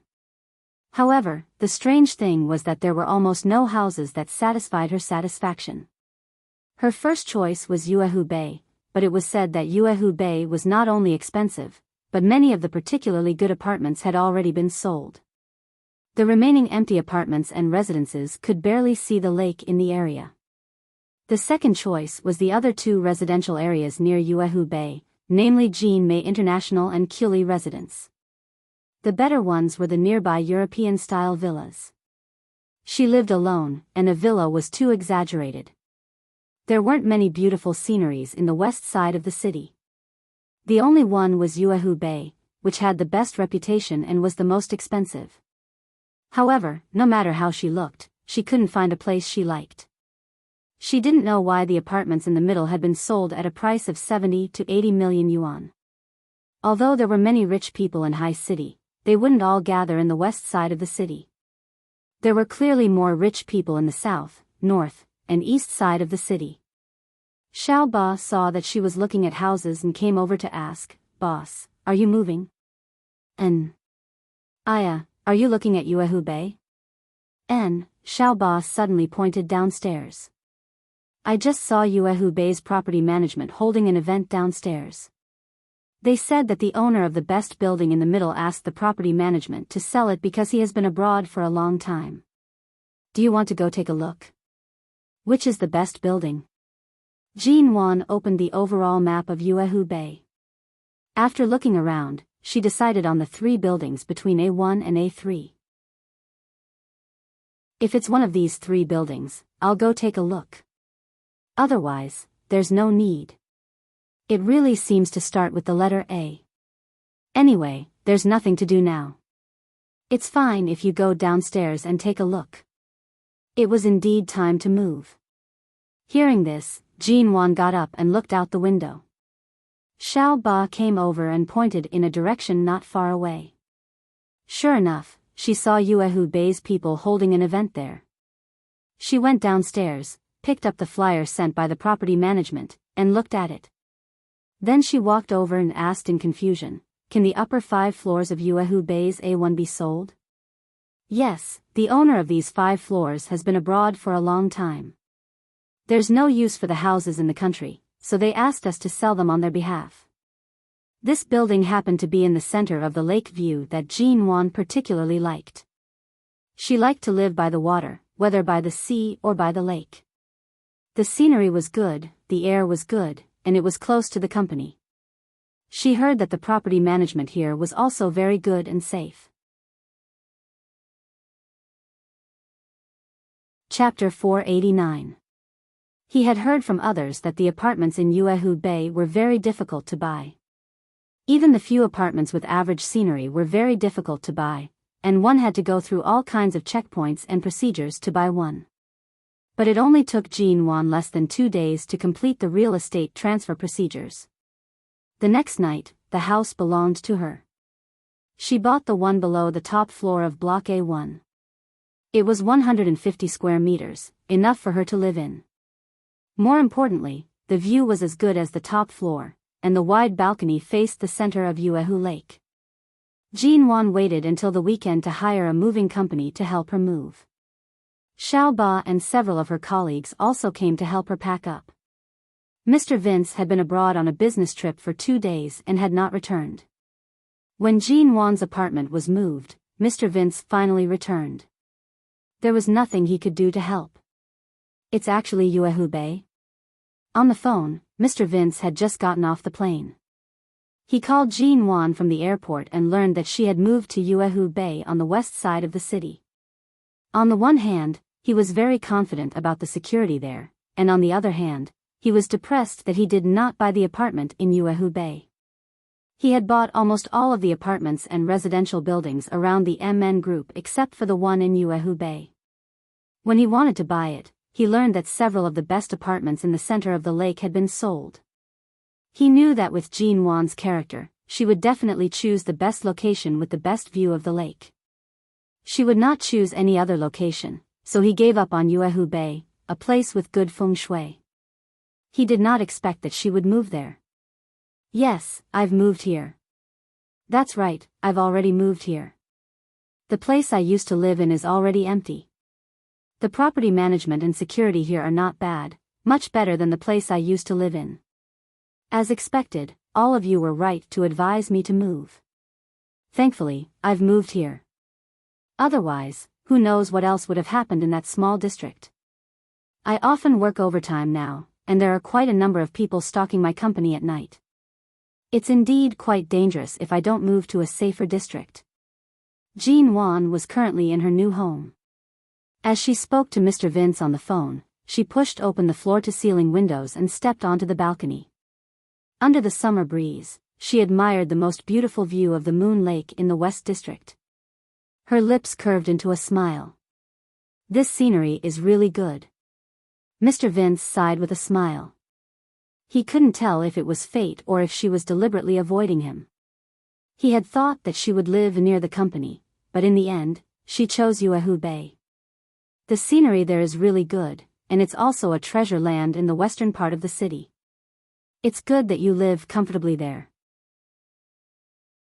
After chatting for a while, Jean Wan hung up the phone because she had to go back to the company. After hanging up the phone, Mr. Vince's expression darkened. He picked up his cell phone and dialed another number. Give me the phone numbers of the property manager of Yuehu Bay and the property manager in the western part of the city. Before calling Jean Wan, he had heard that the owner of the 5 floors above Yuehu Bay's A1 had resold the property. It had not even been a week, and there were likely other floors in that building that had not been sold yet. It would be good to take this opportunity to buy the floor closest to Jean Wan. In the end, as the general manager of BGY Group, he called the person in charge there, but the answer he received was not accurate. They only said that the owner had gone abroad in the past few days and could not be contacted. Only the floor that Miss G had bought had the owner's consent. There were other people who had inquired about the other floors, but the owner had not replied in the past few days. They could resell it, but they could not make the final decision on their own. They still had to wait for the owner of those floors to personally agree. Mr. Vince asked for the contact information of the owner, but the other party said that they could not give it to him. Not to mention Mr. Vince's status in High City, even BGY Group was one of the top property companies in the country. It was rare for a property company to not give him face. They were so secretive when they wanted to contact the owner and did not even dare to mention a word about it. He called other people, but the answer he received was the same. The identity of the owner of the 5 floors in Yuehu Bay could not be casually revealed. All 5 floors were under the same owner's name. Jean Wan lived on the second-to-last floor, which was equivalent to being surrounded by those floors. Jean Wan was usually really guarded. Why did she directly buy the apartment without even investigating who the owner was? Mr. Vince rushed all the way from the airport to the city with an ugly expression. It took him 2 days to barely find the email address of the mysterious owner. According to the property manager of Yuehu Bay, if they wanted to sell those apartments, they had to send an application to the owner's email address. They only needed to receive the other party's approval or call back. However, for the past few days, the email address had been very quiet. The owner was most likely too busy and did not have the time to care about these apartments. I'm sorry, Mr. Vince. We're only reselling the apartment. Miss G bought it on the first day. It's likely that the owner hasn't left the country yet, so he replied very quickly and agreed. However, the owner hasn't replied yet.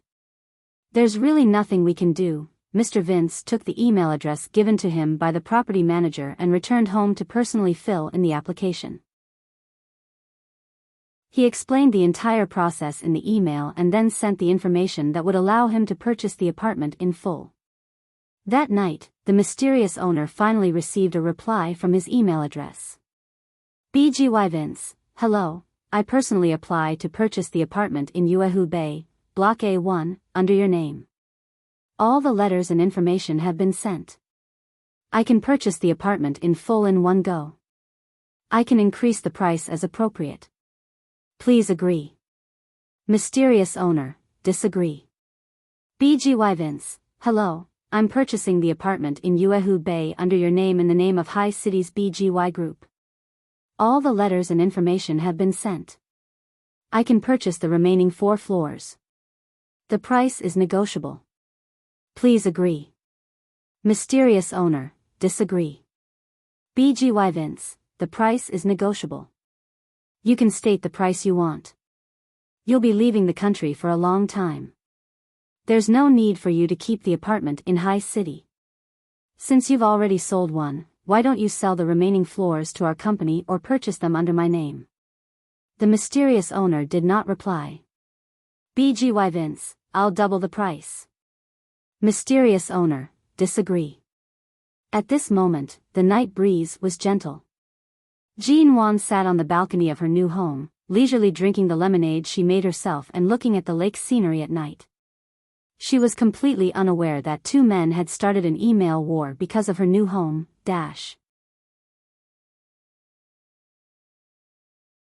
Chapter 490. A1 was a 16-story building, and the top 5 stories belonged to the mysterious owner. After Jean Wan moved here, because this place was close to the company, she didn't have to drive to the company to avoid traffic jams. Every day, she had 40 to 50 minutes to run and exercise. On the first day, she ran into a neighbor. After chatting casually for a while, she learned that she had just moved here. The neighbor immediately greeted her warmly and asked her all kinds of questions. Then do you know who owns the top 5 stories? I don't think I've seen them before. They're really mysterious. The prices of the top 5 stories are not low. They add up to hundreds of millions of yuan. I wonder what kind of owner can buy the best floors in Uehu Bay. Any house on those floors is 2 or 3 times more expensive than the ones below. He owns all 5 floors, but he doesn't want to move in. Previously, when we asked around, we heard that he's a private owner and not bought by a real estate company. That's why I'm even more curious. I'm not sure. It's a real estate agent. Anyway, the other party has all the necessary paperwork, and the house is brand new. It's close to where I work, so I bought it. I thought you would know. I thought you must have met the mysterious owner before buying this house, but you haven't even seen him? Jean Wan curved her lips. I haven't. Didn't you say that he has left the country? He probably won't be back for a long time. Then your house must be expensive, right? I saw that you bought a house on the 15th floor with the best view of the lake. The balcony faces the Moon Lake. Oh right, I heard that the one on the top floor is more than 400 square meters. It has a balcony on all 4 sides and a 360-degree view of the scenery is on that floor. Since the other party is willing to sell it, why didn't you buy the top floor? The neighbor was warm, but she was too warm and asked too many questions. Jean Wan did not answer them. She only smiled. The house is too big and seems too empty. After saying that, she took the towel from behind her neck and wiped off the thin layer of sweat that had formed from running. She smiled politely and ran away, no longer chatting idly. After running, she went upstairs to take a shower and got ready for work. When she took the elevator, she looked at the numbers on the top 5 floors and recalled how quickly and smoothly she bought this house on impulse. She just didn't have time and was in a hurry to buy a suitable one. She didn't have time to pick and choose a house. Anyway, the owner hadn't been here for a long time. Everything about the house met her satisfaction, so she bought it happily. However, she didn't expect the owner to be so mysterious. Even the neighbors who had lived here for a year or two didn't know who he was. Speaking of which, the price of these floors was really not low. Hundreds of millions of yuan of real estate was directly thrown here, so this house was either bought by the construction company as a gift or casually thrown here by a particularly rich man who was not in a hurry to live in it. She thought about it and felt that such a rich man shouldn't have any evil intentions. Besides, the property manager said that the owner had never lived here, so she bought it with confidence. After taking a shower, she went to work. 2 days passed peacefully. Suddenly, she received a call from Xia Tian at 11 o'clock, saying that she was about to give birth and was about to enter the delivery room. Jean Wan jumped up from the bed in shock. By the time she arrived at the hospital in the city center, it was already 20 minutes later. At this time, Xia Tian had already entered the delivery room. There were many people standing outside. She raised her brows when she saw a man dressed in a black SWAT police uniform push through the crowd and rush in. The moment he entered, he immediately grabbed the doctor and asked her how she was doing with a serious and concerned expression. Jean Wan stood by the side and raised her brows. It seemed like this was the SWAT big brother Xia Tian mentioned earlier. She saw the bars and stars on his shoulders. It seemed like he had made many contributions in the anti-drug missions at the border this year. He was actually a colonel. He was really low-key when she met him at the police station. Xia Tian had called her before entering the delivery room. She had complained about how she didn't know when her man would come back, but now he had already rushed to the delivery room. Not bad, he was in time. At the very least, he didn't miss Xia Tian giving birth. Xia Tian was usually straightforward and generous. Although she only had Jean Wan as her best friend, she had many other close friends, especially her colleagues from MN Group. Right now, many of them had rushed over. They all thought that her man wasn't by her side and were afraid that she would be alone in the hospital, so they rushed over to accompany and help. In the end, there were so many people that the outside of the delivery room was almost filled. Jean Wan retreated a little. She would wait until the child was born. The hospital in the city center was where Qin Sighting worked. After hearing the news, Qin Sighting came to take a look at the floor of the delivery room.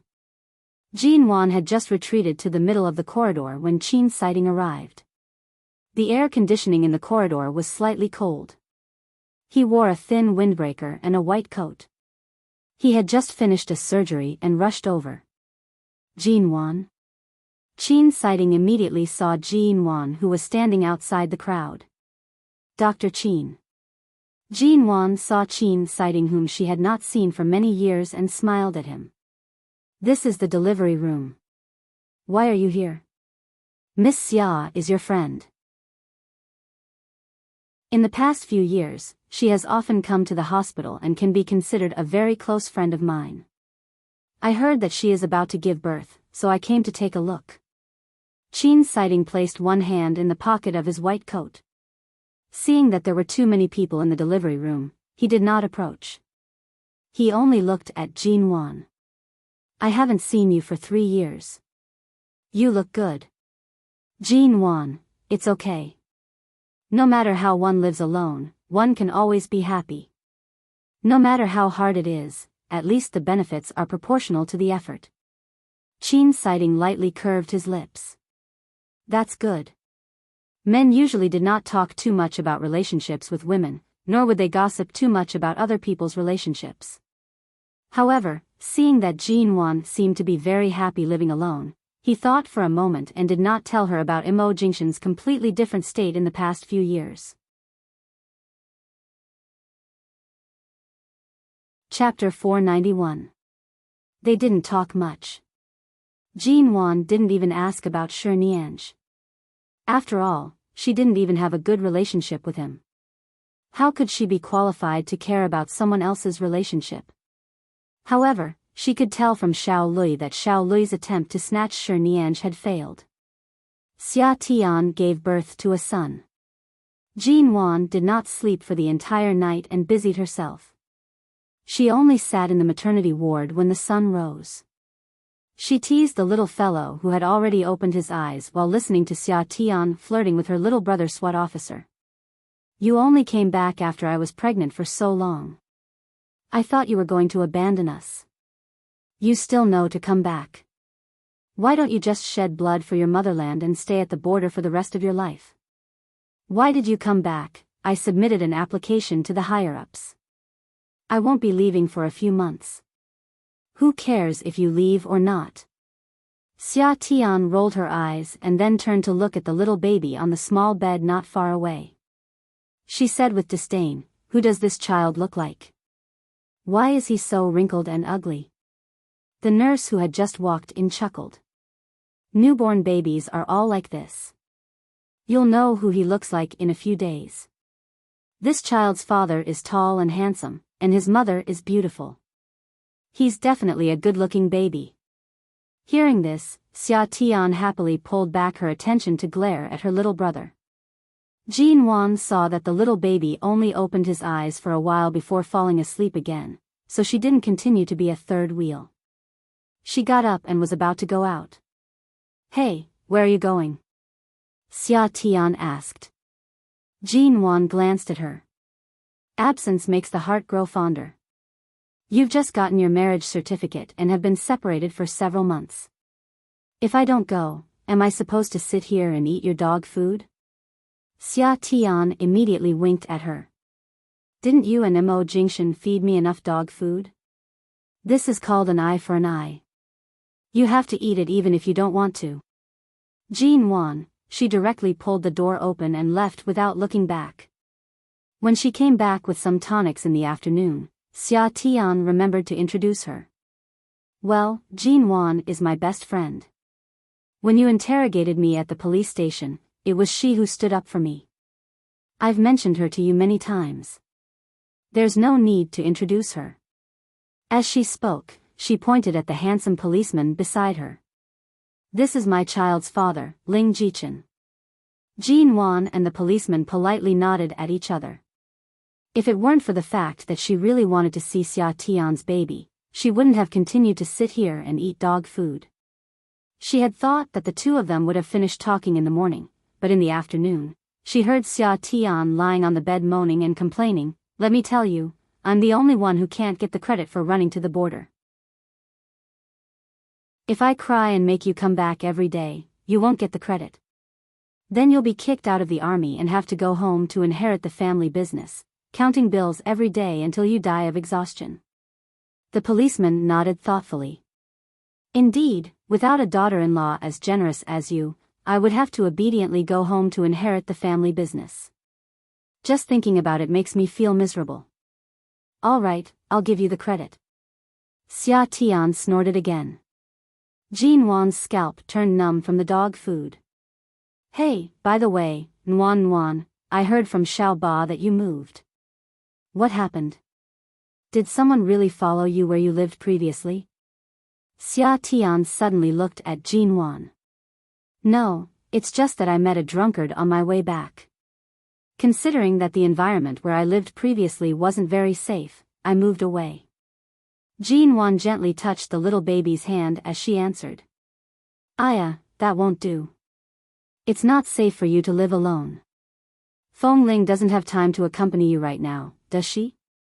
How about this, I'll ask my child's father to find you an intern from the special police force or something. Find someone skilled to be your bodyguard. As she spoke, Xia Tian raised her head to look at the man by the bed who was dressed in a sharp police uniform but had a gentle gaze. Do you have any suitable candidates? Find someone smart, and good at martial arts. Ah, that's right, it's best if he's single. Someone handsome.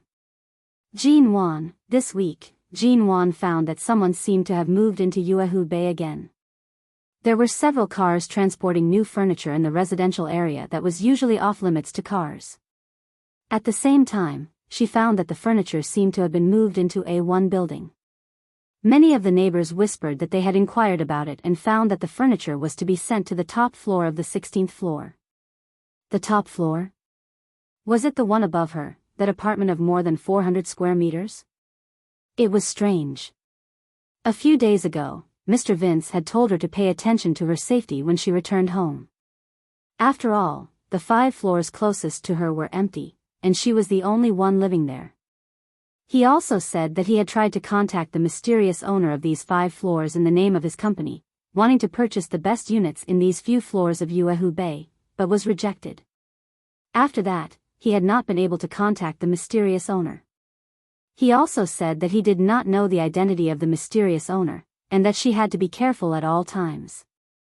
He also said that she had to set up more protective measures for the locks and door passwords of her home. Didn't he say that even the property management couldn't contact the owner, so the apartment couldn't be sold for the time being? But why did the furniture on the upper floor suddenly move in?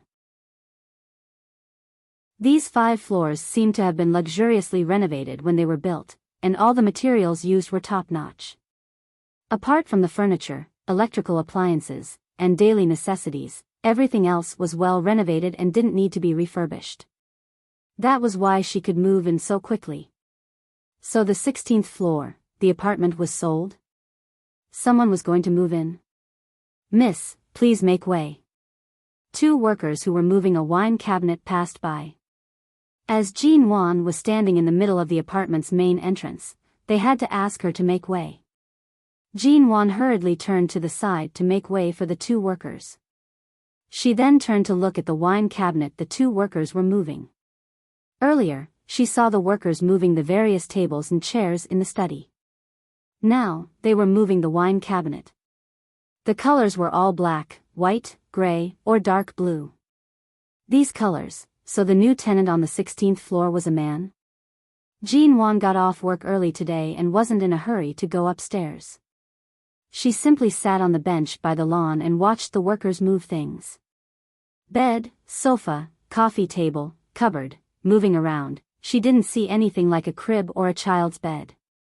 She also didn't see anything like a dresser that women could use. From this, she concluded that the new tenant on the 16th floor was a single man. When the workers came down, a neighbor asked curiously, "Has the apartment on the top floor been sold as well? Who's going to move in?" Chapter 492. In the past 2 weeks after Jean Wan moved into Uehu Bay, she was either at the company, at home, or at Xia Tian's place to see the baby every day. She had little contact with other people. The security facilities here were too perfect. Mr. Vince wanted to wait for her downstairs like before, or pick her up on the excuse that she was far from the company, but these reasons seemed unrealistic. As a result, he had been struggling to find an opportunity to see Jean Wan recently. It was rare for him to learn from her secretary that Jean Wan would get off work at 4:00 today, and knowing that she had nothing to do tonight, Mr. Vince had been waiting for her since 3:00 in the afternoon. When Jean Wan came out of the company just after 4:00, she saw Mr. Vince's car parked downstairs of the MN Group's office building.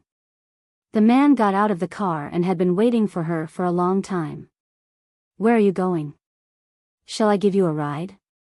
He opened the car door and motioned for her to get in. "No, I drove to the company today. I plan to visit Xia Tian first. She has been discharged from the hospital after giving birth. I'm going to buy some milk powder and clothes for her. In the past 3 years, you have not been in High City, and I have been in touch with CEO Xia often. I haven't visited her since the baby was born. Why don't I go with you today?" Jean Wan was about to decline him, but hearing this, she couldn't refuse his kindness on Xia Tian's behalf. She paused and said, "All right, I'll give you her address. You go there first. I'll buy some things and drive there myself. Let's go together." "I can't go empty-handed." "All right, let's go together." Jean Wan got in the car and pointed to a shopping mall nearest to where Xia Tian lived. It was said that there were many baby shops there.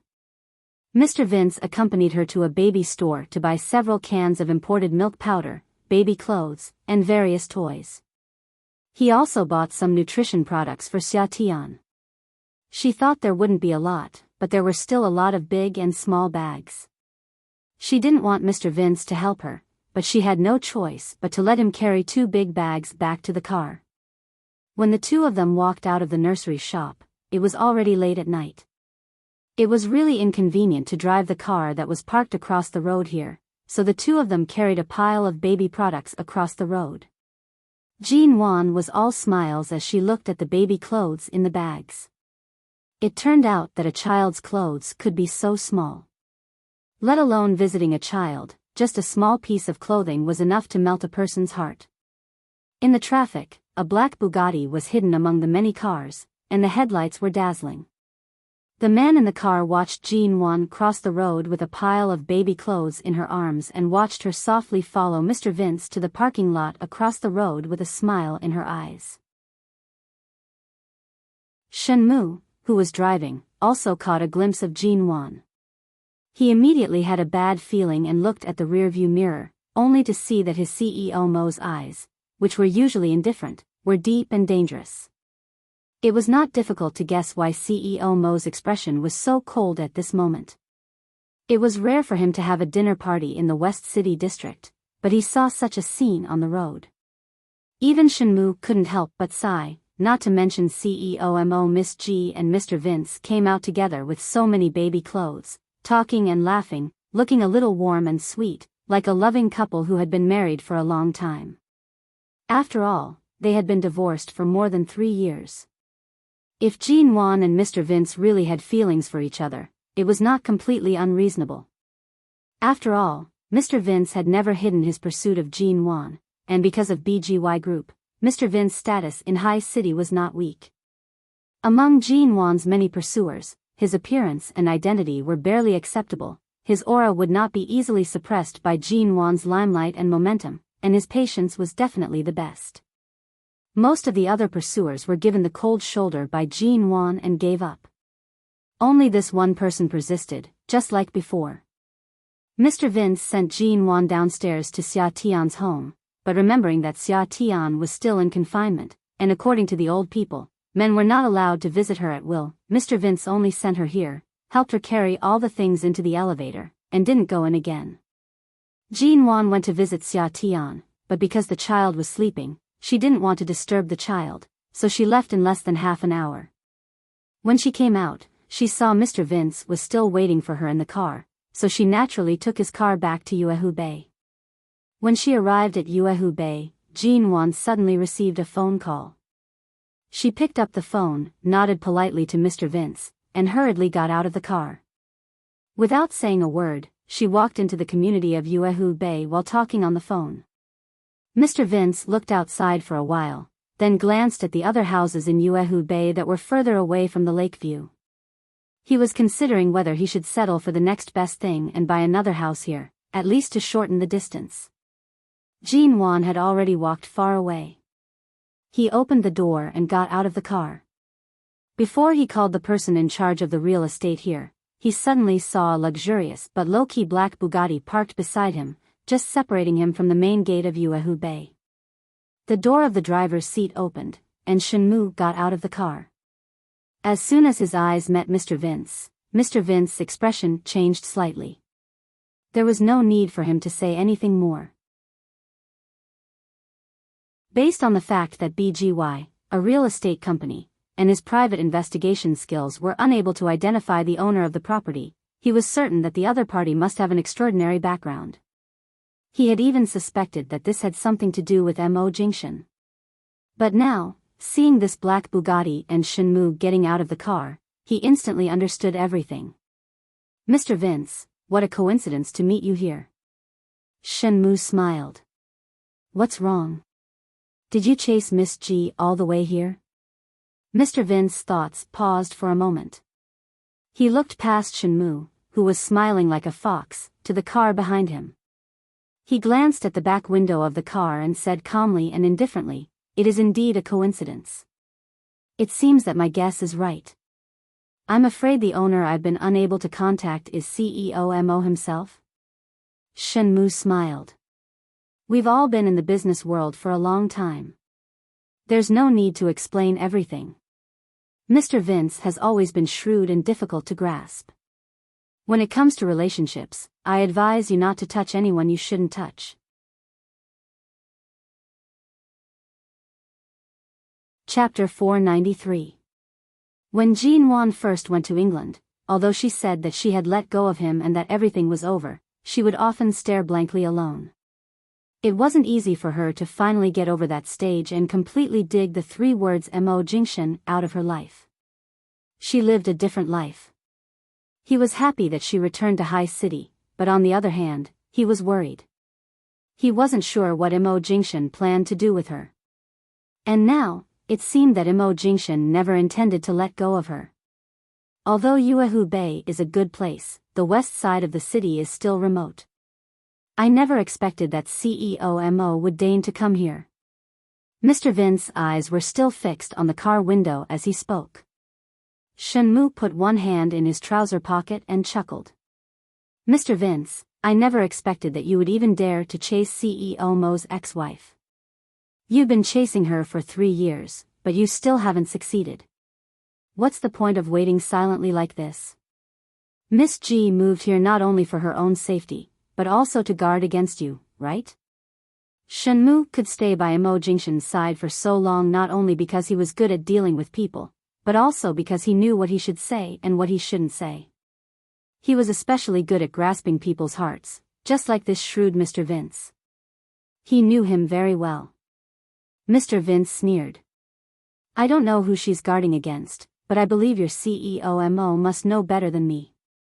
Whose place does the 5 floors of Yuehu Bay belong to? Tell me, should I remind her or not? At this time, the black rear window of the low-key car slowly rolled down. The man in the car looked at the people outside with deep, unruffled eyes, and his voice was cold and slow. I've always heard that the general manager of BGY Group is a rare person who stepped into the upper class with his own shrewdness and identity without a background. As long as you're sure you can bear the price, I don't mind you giving it a try.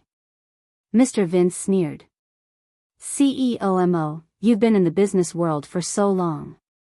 You're an outstanding member of the upper class, and it's rare for you to be sober and have a good grasp of everything. We've already divorced. There's really no need to disturb Jean Wan's life. Mo Jingshan had already retracted his gaze, not giving him a single glance. His gaze seemed to be stained with the coldness of the night. This is my problem. Based on your current status as BGY's general manager, you wish to pursue the leader of MN Group. Mr. Vince, are you overestimating your own charisma, or are you presumptuously assuming that Jean Wan's gratitude and kindness toward you is because she treats you differently? There was a hint of displeasure and embarrassment hidden on Mr. Vince's face, but it happened to hit the nail on the head. Jean Wan's patience and compromise with him was indeed because he had helped her during her most difficult years in England. But because he didn't want to hear the word gratitude, she didn't say it out loud. But now, Mo Jingshan had directly pointed it out. Mo Jingshan's cold face did not reveal any emotion. From his indifferent expression, Mr. Vince could tell that Mo Jingshan had long found him an eyesore. As long as he wanted to make a move, it would be impossible for him to continue standing in Sea City. Perhaps it was because he had helped Jean Wan before that Mo Jingshan had never touched him. The car window closed once more, blocking off the 2 men's gazes. Shenmu was still smiling at him. At this moment, he had already stood by the side smoking a cigarette. Before entering the car, he handed another cigarette to Mr. Vince, smiling as he asked if he smoked. Mr. Vince did not take it, so Shenmu casually tossed the cigarette onto the ground. He smiled mildly and said, Mr. Vince, you're on your best behavior. Things that don't belong to you, don't even mention 3 years. Even after 30 years, I'm afraid it still won't be yours. Why do you have to ruin your future for someone who has never belonged to you? After speaking, Shenmu entered the car. The noble and cold man in the car did not lower the car window again. The luxurious yet low-profile black Bugatti drove past them. Mr. Vince's cold aura slowly retracted. In the end, his hands that hung by his side slowly clenched into fists. He was clearly a successful person in his career. He was proud and conceited. But at this moment, he felt somewhat defeated. Jean Wan's heart was really hard to conquer. 3 years had not even melted the tip of the iceberg. His mouth was his. Now, as long as he picked up his cell phone and called her, based on Jin Wan's attitude toward Mo Jingshan, she would definitely leave Yuehu Bay immediately and never take another step forward. But could he say this? It was all up to him. Recently, Jin Wan had gone on a business trip and stayed in Canada for another half a month before returning. As soon as she returned, she had been busy with the construction project of High City Stadium. She worked overtime, read plans, and went to the construction site for inspection. As long as she could, she would take a look at every process. It was already the end of August, and she had been back from England for more than 2 months, almost 3 months. This time, the meeting with the construction bureau was still held in Shine Group, but today, most of the participants in the meeting were other members of Shine Group. Mo Jingshan was not there, so the meeting was not affected. She just needed to ask the people of Shine Group to inform the higher-ups. That night, after the meeting, Jin Wan dragged her tired body back to rest. After all, she had been so busy for the past half a month that she fell asleep as soon as she hit the bed. Now she just wanted to go back, take a shower, and sleep as soon as possible. However, when she walked out of Shine Group, she suddenly saw Shenmue parked the black Bugatti outside and motioned for Jin Wan to get in the car. Why did he want her to get in the car? Jin Wan glanced at Shenmue in confusion. Shenmue did not explain and only signaled for her to hurry up. The spot where he parked was not a normal parking spot, and there were cars passing by. If he kept parking here, it would affect other people's driving. Jin Wan thought Shenmue had something to say to her, so she walked over. When she approached, Shenmue looked back and motioned for her to sit in the back. She opened the car door in confusion and saw Mo Jingshan sitting in the back. Jin Wan, she wondered why Shenmue was so mysterious, but it turned out that he just wanted her to get in the car. Jin Wan pursed her lips and did not speak. Hearing the car behind her honking and telling them not to block the road, she got in the car. In the car, Mo Jingshan only glanced at her and tilted his head back. He raised his hand and casually tugged at the collar of his shirt. He must have had a dinner party and drank some wine. Right now, the alcohol was kicking in, and he was feeling a little uncomfortable sitting in the car for a long time. Shenmue started the car. Before Jin Wan could say whether she was going home or back to the company, Mo Jingshan opened his eyes and turned to look at her, wanting to see if she was looking at the scenery. However, from the corner of his eye, he saw that she was almost leaning against the door.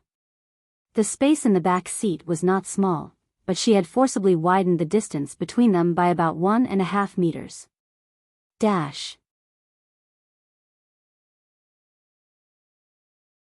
Chapter 494. The sky gradually darkened, and it was very dark inside the car. Shenmue's car drove very steadily, and it was as though he was purposely pretending he did not exist. He did not make a single sound, and at this moment, the car was so quiet that even Mo Jingshan's slightly drunk breathing could be heard clearly. "You're almost pressed against the car door. If the door could be opened right now, would you even be able to jump out of the car?" Mo Jingshan's tone was neither salty nor mild as he spoke. Due to the heavy atmosphere in the car, he casually unbuttoned one of the buttons on his collar. The man's collarbone that was usually meticulously buttoned was sexy and alluring. Coupled with the man's slightly low and hoarse voice, it caused one's heart to instinctively jump upon hearing it. Jin Wan did not look at him and shifted her gaze away. "There's indeed no need for me to sit in this car. Earlier, if it wasn't because the car was blocking the road and I was too embarrassed to dawdle there and affect the passing of others, I wouldn't have come up." The man whom she had forcefully pulled away from her by 1.5 meters turned to look at her. His distant and heavy gaze landed on her face. "I'm just sending you home. It's not like I'll eat you up." Why did his words sound as though she was the heartless and ungrateful one who did not understand good intentions? Good person? Mo Jingshan? Did he count? Jin Wan was expressionless as she looked out the window. She maintained her posture of leaning against the door and did not wish to approach him at all. All of a sudden, the car arrived at an intersection ahead. A speeding ambulance sped over from the other side of the road. Shenmue rushed to step on the emergency brake. Jean Wan was only sitting on the seat closest to the side. Not only was she not wearing her seatbelt, but she was also unstable. In an instant, the inertia and force of the emergency brake sent her entire body forward. Her head knocked against the nearest window, and her elbow knocked against the door. The pain caused her to softly cry out in pain, but she held it in and did not make another sound. She only raised her hand to press against her slightly aching forehead. Shenmue looked at Jean Wan through the rearview mirror and said apologetically, "I'm sorry." Earlier, an ambulance suddenly sped over. It was probably rushing to the hospital to save someone's life. I had no choice but to suddenly brake. "Miss G, are you all right?" Jean Wan shook her head and did not speak. She just raised her hand and waved twice, indicating that she was fine, and then continued to lean against the car door. However, less than 5 minutes later, the car passed another traffic light intersection and suddenly made a sharp turn in the middle of the intersection. Before she could react, she was thrown away from the car door. Before she realized what was going on, she fell sideways toward Mo Junction.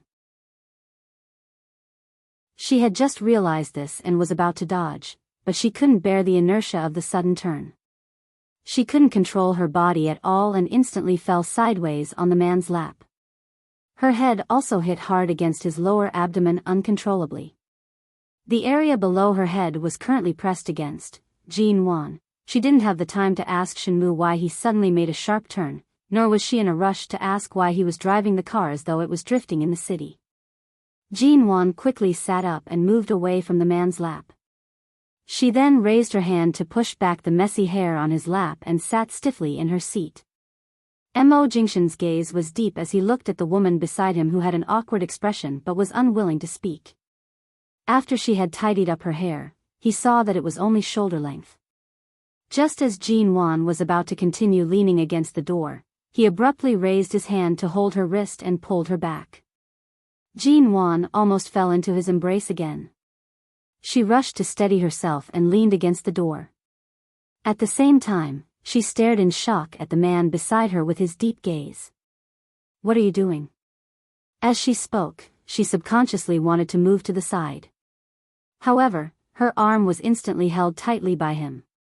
"Ahem, sorry. Earlier on, I forgot to turn at that intersection and almost drove over. Thankfully, I made the turn in time." Shenmue, who was in the driver's seat, did not turn back or look at the rearview mirror. He only gave a perfunctory explanation. Jean Wan was speechless. Shenmue, this bastard.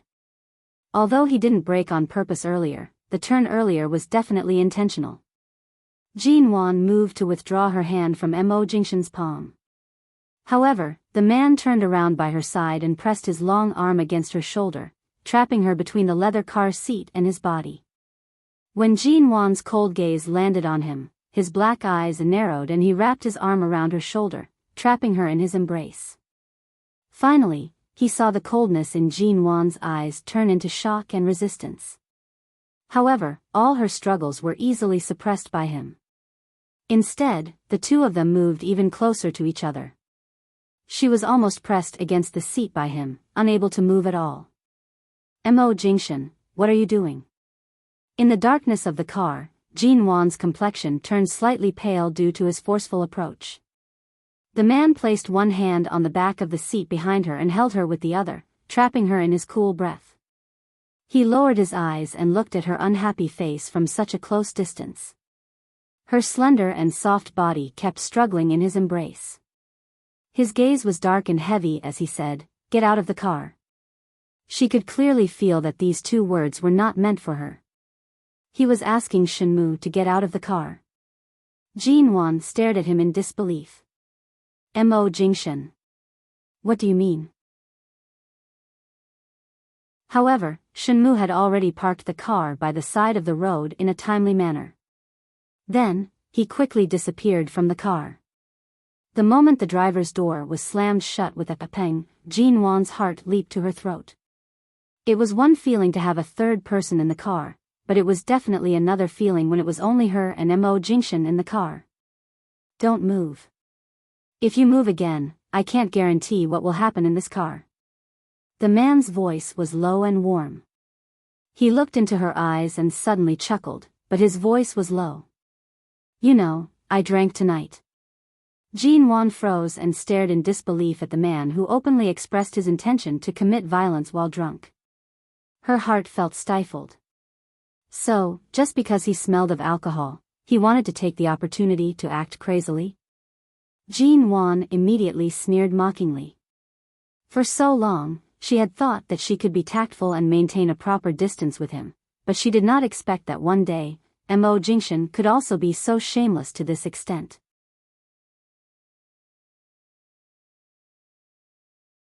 Chapter 495. With that, she pushed hard against his chest but failed. She said coldly and angrily, Mo Jingshan, you've tortured me enough 3 years ago. Now it's all over. Please let me go. Let's part on good terms. Don't make me suspect that you've fallen in love with a game of cat and mouse. I just want to stay far away from you. Go as far as you can. Before she finished speaking, Jean Wan tried to move aside again. All of a sudden, the cell phone in her bag rang with a melodious ringtone. She immediately raised her eyes and coldly stared at him. When the man paused slightly because of her cell phone ringing, she took the opportunity to push him away harshly. She hurriedly moved aside and picked up her cell phone. When she saw that the caller ID was Mr. Vince's number, she recalled that she hadn't received his call or heard any news about him in the past half a month. Even if they didn't have time to meet in the past, Mr. Vince would often call to ask about her well-being. It seemed that they hadn't contacted each other in the past half a month. Jean Wan only hesitated for a moment before answering the call. Hello, Mr. Vince. Jean Wan calmed her slightly ragged breathing due to the violent struggle earlier. Mo Jingshan watched her try to suppress her calm expression as she answered the phone. When he heard her soft and gentle voice when she called him Mr. Vince, his expression darkened slightly. Mr. Vince asked on the phone, You're back. You've been in Canada for so many days. Are you all right? I'm fine. It's just some work. I can't leave there. I just came back 2 days ago. Jean Wan's breathing had calmed down, and her voice sounded gentler and more patient than before. It was very quiet in the car, so quiet that Jean Wan could hear the man's voice clearly on the phone. Mr. Vince smiled gently. That's good. I'm also abroad these days. I don't have time to go back in the near future. You can contact the vice president of BGY Group. If you have any problems, call me. I'll try to help you. Why did you go out again? Didn't you say you'd stay in the country for a while? Isn't BGY Group about to promote you? My promotion won't be delayed, but I'll probably be in charge of the branch companies in other regions. It may be a long time before I can return to High City. Mr. Vince's voice did not reveal any emotion, but Jean Wan somehow felt that he had something on his mind. But after all, this was a job transfer. No matter what kind of worries he had, it was not something she should ask. Usually, she wouldn't say much. She would just wish him the best, but when she raised her eyes to meet Mo Jingshan's gaze, she pursed her lips. She didn't know what she was thinking, but perhaps she was really angered to the point of rebelling. She subconsciously said, Then be good outside. Come back soon, take good care of yourself, and don't make me worry. The moment the woman's words left her mouth, Mo Jingshan listened to her soft and sweet voice. His eyes narrowed and he did not say a word. However, the sudden change in her tone made Mr. Vince feel something was wrong. Although he was touched by her rare concern for him, he still asked, Who are you with now? Before Jean Wan could speak, the phone in her hand was suddenly taken by Mo Jingshan. She raised her eyes to glare at him, only to see that the man was holding her phone and indifferently and coldly spitting out a word. Me. With that, without waiting for the other party's response, he hung up and tossed the phone onto the seat by her side. Jean Wan forcibly swallowed back the curses on the tip of her tongue. She gritted her teeth to resist the urge to scold him, picked up the phone angrily, and put it back into her bag. She turned to see that the car was parked in a parking space at an intersection. She immediately reached out to open the car door, only to find that it was locked. The same thing again. Even Shenmue had learned this trick. He had already gotten out of the car, so why did he still lock the car door? Jinwan knitted her brows. She found that she was actually a little afraid of staying with Mo Jingshan like this, especially in such an enclosed space where his scent was everywhere. Seeing that she sat stiffly by the car door, the man suddenly leaned over. Jinwan immediately leaned back against the car door and stared at him with an ugly expression.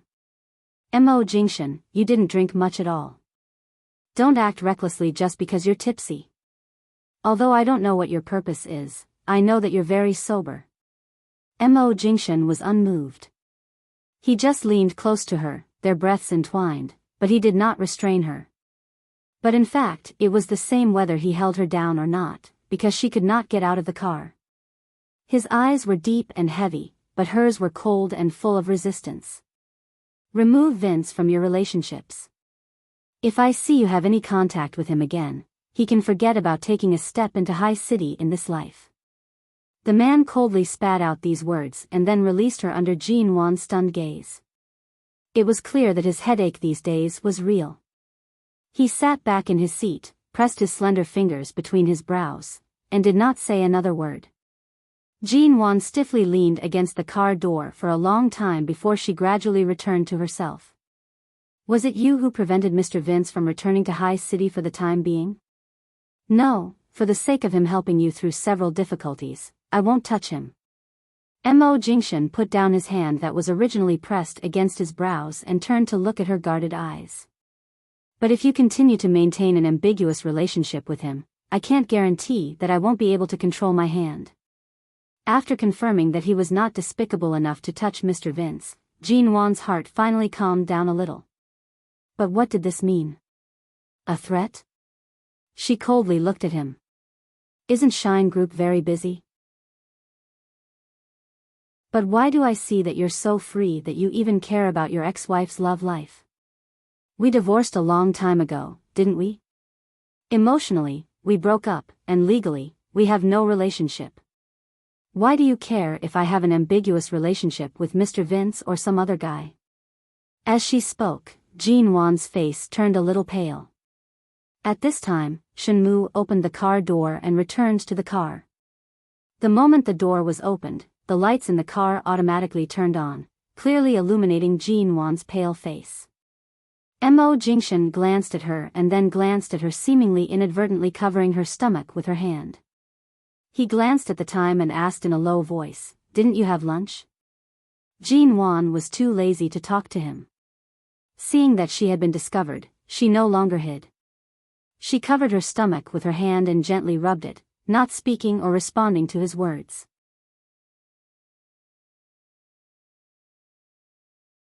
Chapter 496. Jinwan didn't particularly like Western food. She liked Chinese restaurants or home-cooked meals, which was her habit. Knowing what Mo Jingshan meant, she looked out of the window expressionlessly. "No, thank you, CEO Mo. I can go home and cook some noodles. You don't have to spend so much money on me."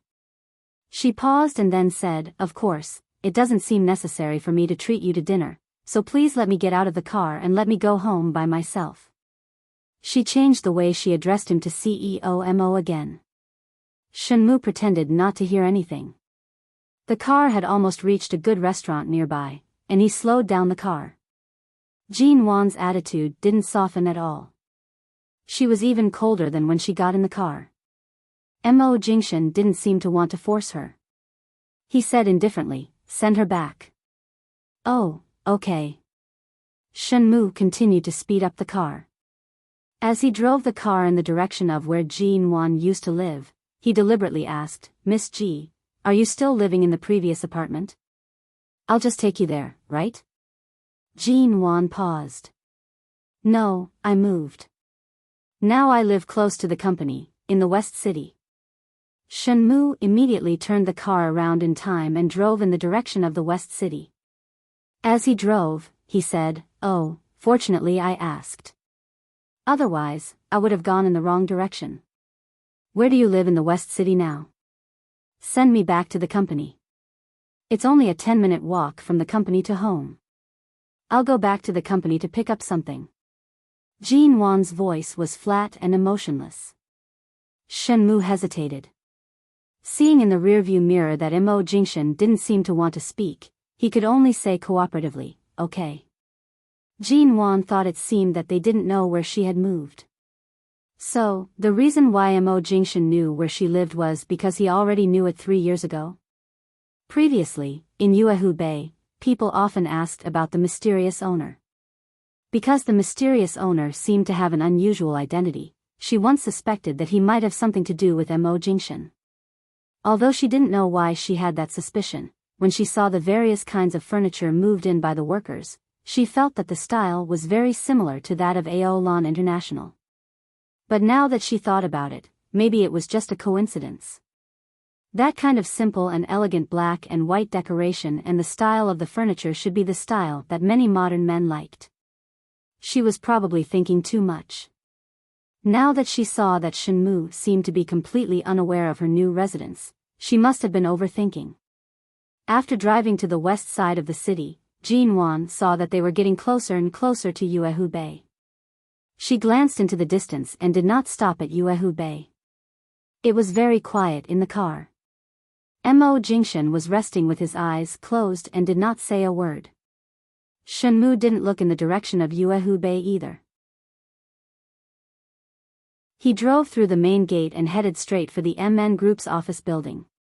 She thought Shenmue was going to stop the car and was about to say, "Thank you," when he slowly opened his eyes and said, "You haven't had lunch since noon. No matter how busy you are, you don't have to make things difficult for your stomach. Get out of the car and go eat something."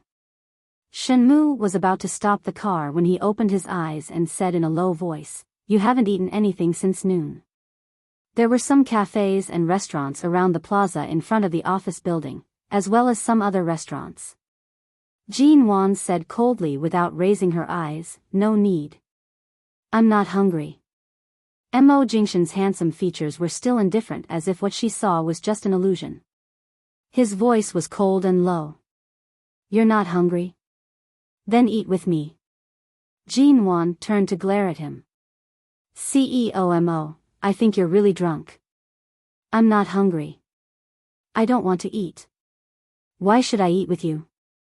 The man looked at her cold and even obviously alienated face and remembered her soft tone when she answered the phone just now. He immediately glanced at her coldly. "You can have dinner with Vince, but you can't have dinner with me?" Who would have thought that there would be a day when she could hear that Mo Jingshan was calculative in his words? Jin Wan withdrew her gaze and curved her lips, but she was not really smiling. "You've said it yourself. Mr. Vince has helped me through several difficult times in the past 3 years. It's understandable for me to treat him to a meal, but why would I want to have a meal with you? At most, CEO Mo and I will toast each other on social occasions. It's not appropriate for us to have dinner together in private near my company, is it?" Mo Jingshan's hand that had opened the car door paused. He suddenly turned to look at her and closed the door again. Hearing the sound of the car door closing, Jin Wan's heart sank and she instinctively looked at him warily. "Aren't you going to get out of the car? I'll give you 2 choices. Get out of the car to eat, or stay in the car tonight. Choose." The man looked at her cold face and his voice was indifferent as if it really had nothing to do with him. "After all, I'm not the one who's hungry and has a stomachache, en?" Jin Wan, she did have a stomachache, but she didn't want to compromise. But just now, when she saw the car door that she had opened with great difficulty was closed again, it seemed that she had missed the opportunity to escape because of her stubbornness. This man was Mo Jingshan, a man who could make countless rich and powerful people tremble with a casual stomp of his foot. Everyone had to give way to him and didn't dare to provoke him. What else did she have except that she had a relationship with him several years ago? What right did she have to provoke or disobey him? Jean Wan lowered her eyes and said flatly, "CEOMO, what do you want to eat?" "Anything. It's up to you." He had just come back from a dinner party and drank some wine, so he must have eaten, but generally, he didn't eat too much at this kind of dinner party. As soon as Shenmu drove the car to a beef noodle shop in front of her company, Jean Wan said, "Shenmu, park the car here." Shenmu stopped the car decisively. After the car stopped, Jean Wan opened the door and got out of the car without saying a word. Then, regardless of whether Mo Jingshan followed her or not, she quickly walked into the beef noodle shop and found an empty seat to sit down. The waiter came over and asked her what she wanted to eat. Jean Wan said a bowl of beef noodle. As soon as she finished speaking, she looked up and saw that Mo Jingshan had come in. He looked at her. His eyes were dark, clear, and clean, without any trace of drunkenness. She paused and coldly corrected herself. 2 bowls. It wasn't until the waiter turned and left that Jean Wan put down her bag and no longer looked at the man in front of the door. This was a very ordinary beef noodle shop. It was very small, and the tables were not big, but there were many people. The smell of beef noodle wafted in the air, and the environment was relatively clean. With Great Boss Mo's status, he probably rarely came to such a small place, or maybe he had never been here before. The moment Jean Wan raised her eyes again, she saw that the man in front of the door had turned his eyes away after looking at the shop. He took long strides and walked in her direction. Dash.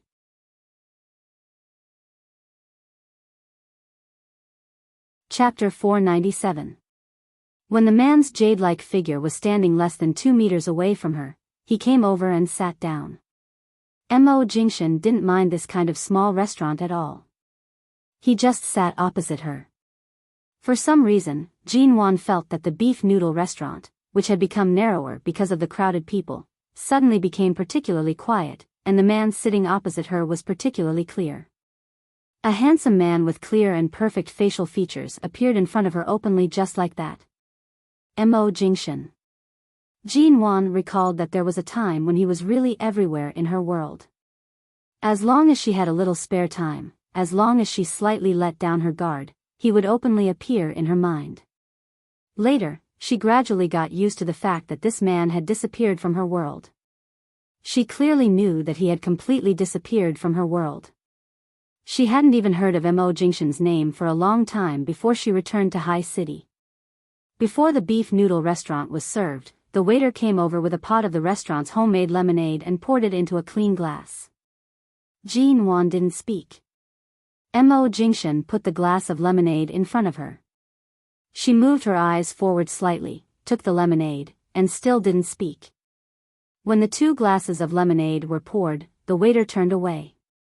Mo Jingshan watched her gently rubbing the glass with her fingers but didn't drink it. He looked at her calmly with his deep eyes. In this small restaurant, it seemed that there was finally a place and space for her to have a good talk with him. "You've grown a lot, but you're still not ruthless enough." The man's voice was light, not high or low, but she could hear every word clearly. Jean Wan suddenly seemed to look at him as if she was surprised that he would come to such a conclusion. "What do you mean?" The man's smile deepened, but he still looked at her with clear eyes, and his voice was mixed with a trace of softness that she couldn't understand. "I've been waiting for you to vent your anger and give you a chance to vent your anger, but obviously this time the angle I expected is different." Jean Wan felt a little amused and said lightly, "So CEOMO is just giving me a chance to vent the grievances I suffered in front of you. Do you want me to be happy? The reason why your prediction is a little off is because you think I hate you. But the real reason is that I don't even hate you anymore. I just don't want you anymore." What was the most satisfying thing? After experiencing these 3 long years, I've finally completely forgotten you. That's the happiest feeling.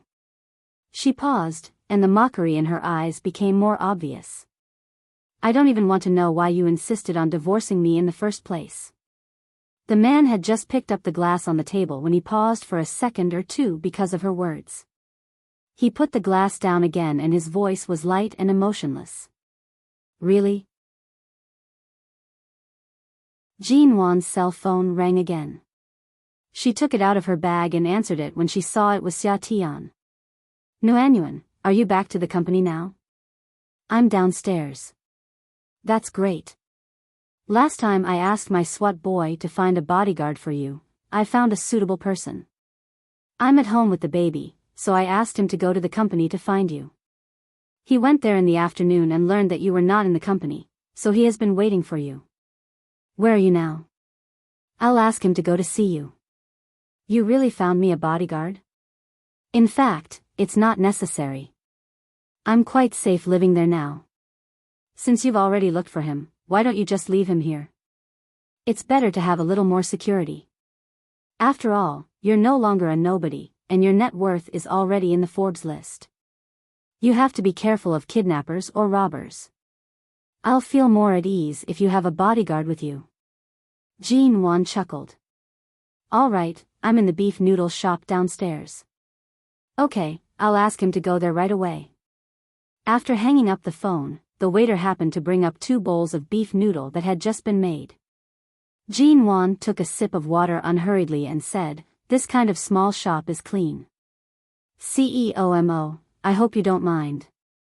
If you don't like it, just put it down. You don't have to be too polite." Mo Jingshan didn't show any emotion on his face. He very naturally and skillfully put several slices of beef on the noodle shop into Jean Wan's bowl. Jean Wan glanced at the many slices of beef piled up in her bowl. Before she could speak, the door of the noodle shop was opened, and a thin and tall figure appeared in front of the door. It was a young man who looked to be in his early 20s. He had a neat black buzz cut, and his handsome face was a little tough and energetic. He quickly looked around, saw Jean Wan, looked down at the photos he had received on his cell phone, and then fixed his eyes on Jean Wan. Jean Wan's eyelids twitched. Was he the one Xia Tian mentioned? Hi. She came up to the table quickly and greeted Jean Wan. Are you Sister Wan? Jean Wan. Yes, just call me Jean Wan. Sure enough, it's you. The man at the table immediately sat down by Jean Wan's side as if he was very familiar with her. The tables and chairs in this shop were very retro. Jean Wan was sitting on a wooden bench, but because he suddenly sat down, she had to move aside a little to make room for him. Hello, Sister Wan, my name is Yen Gu. I'm an intern in High City's Special Police Force. In fact, I've been on many missions. After 2 years of internship, I can officially become a regular police officer, but I still need about half a year of social practice. Our boss Ling asked me to be a bodyguard for a female CEO, and he said that this female CEO is his wife's best friend, so I came without hesitation. Sister Wan, I'll be working for you from now on. Please take care of me. With that, this young and handsome man called Yen Gu raised his hand to shake Jean Wan's hand. Jean Wan looked at him up and down, asking, How old are you? 23. Yen Gu smiled again. His smile was young and sunny, showing his white teeth. His hand was still raised in front of her, insisting on shaking hands to get to know each other. Since he was 1 year younger than her, it was not too much for him to call her Sister Wan. Jean Wan raised her hand and shook his hand politely. She was about to speak, when Yen Gu looked at the untouched beef noodles on her table and said in surprise, Nowadays, CEOs like you come to this kind of restaurant to eat noodles? Jean Wan, shouldn't you all go to various star hotels to eat luxurious meals? Just like in the TV series. Jean Wan, she coughed. No matter how rich he was still a human. Why couldn't he eat beef noodles?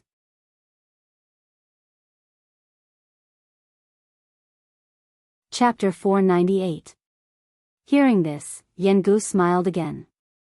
Yes, I came here at 2:00 in the afternoon, but they said you went out for a meeting and didn't know when you would come back. Anyway, I had nothing to do in the afternoon, so I waited in the lounge downstairs of your company. I didn't expect that you would really come back. This big boy who loved to laugh made her feel less repulsed toward strangers. Furthermore, because he came from the special forces and was full of righteousness, She felt a little closer to him in her heart. This bowl of noodles has just been served. Eat it. Jin Wan pushed the bowl of noodles in front of her to Yen Gu. Yen Gu looked at her. Isn't this your noodles? Aren't you going to eat it, Sister Wan? I'm not hungry. If I'm hungry, I'll have another bowl. You eat first. Jin Wan picked up disposable sanitary chopsticks and handed them to him. Yen Gu was a little embarrassed, but he was really hungry. He hesitated and looked at Jin Wan. Jin Wan blinked at him and said with a smile, I'm on a diet. Hurry up and eat. Hearing that she was on a diet, Yen Gu smiled again. You girls are so thin, but you still say you want to lose weight every day. I'm really hungry. I'll eat it. Sister Wan, you also have another bowl. Don't be hungry. Jin Wan nodded. Yen Gu broke the chopsticks, lowered his head, and took a bite. Then he gave her a thumbs up with an admiring look. It tastes good. Really good. Jin Wan smiled. Seeing Yen Gu eat up all the pieces of meat in the noodles without hesitation, she seemed to remember something and looked up at the man sitting opposite her.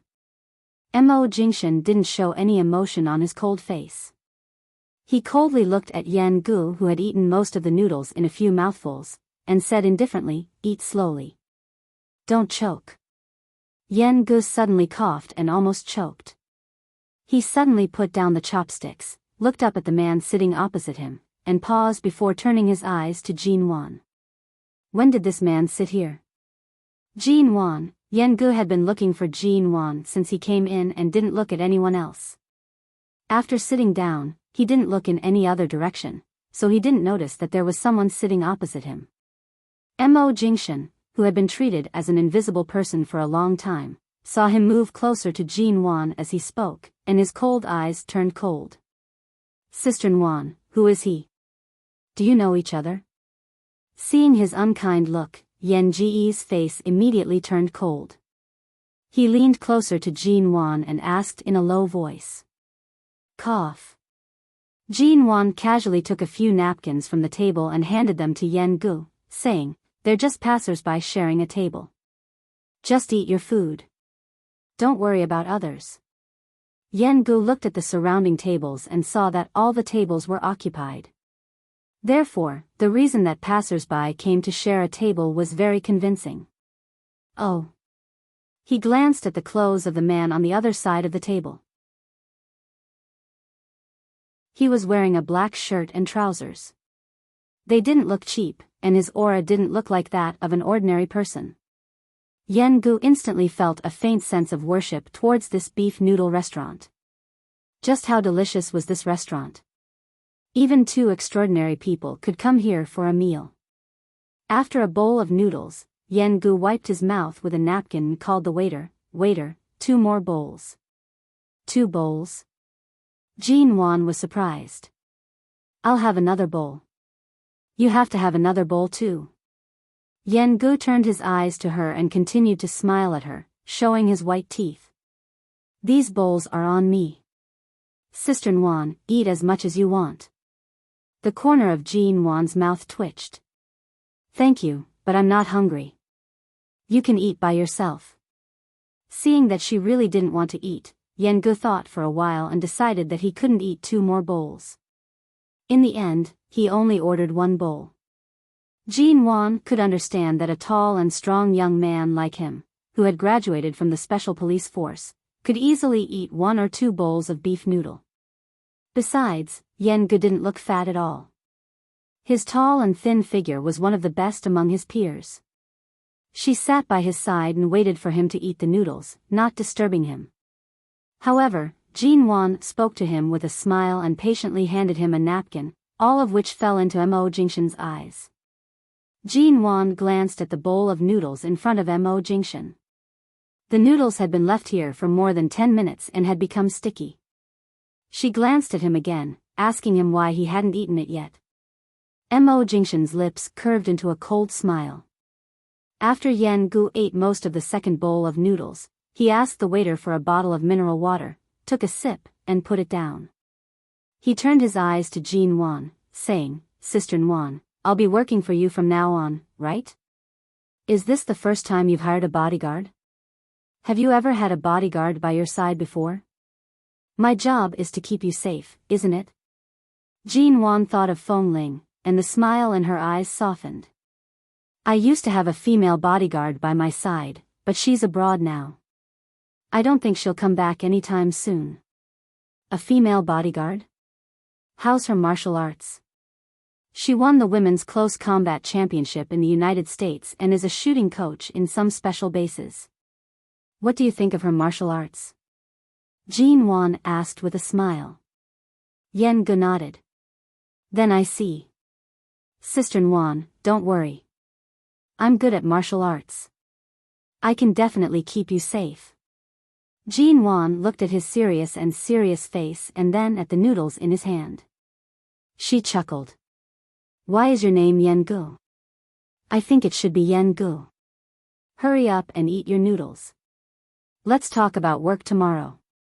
Seeing that Jean Wan was not a cold and unapproachable boss, Yen Gu continued to eat a big mouthful of noodles in a good mood and didn't continue to talk.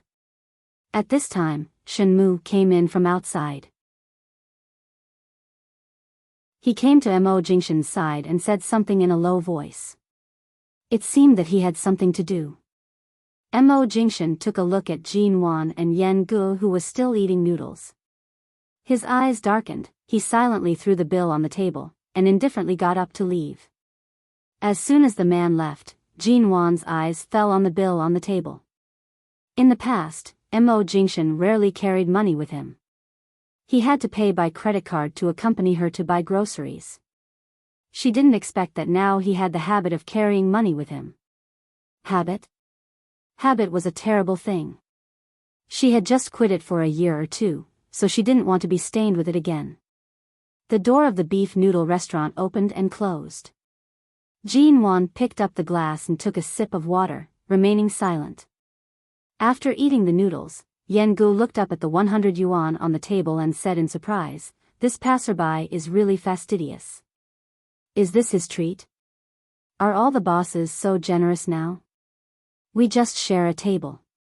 How can he take the initiative to treat us?" Jean Wan, but why hasn't his bowl of noodles been touched? Hey! Didn't the waiter check the noodles when he brought them up? Why isn't there any meat in his bowl?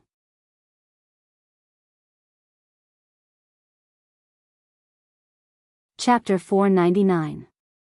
A week later, Jean Wan was about to go out of the company in the afternoon to talk about a new project with room for development in China, when she suddenly received a call. The call was from the Mo family. She learned that a few days ago, Grandfather Mo suddenly fainted at home because of heart palpitations caused by high blood pressure and was rushed to the hospital. It took him more than a day to get out of danger. After staying in the hospital for a few days, he was discharged from the hospital and returned to the Mo family yesterday.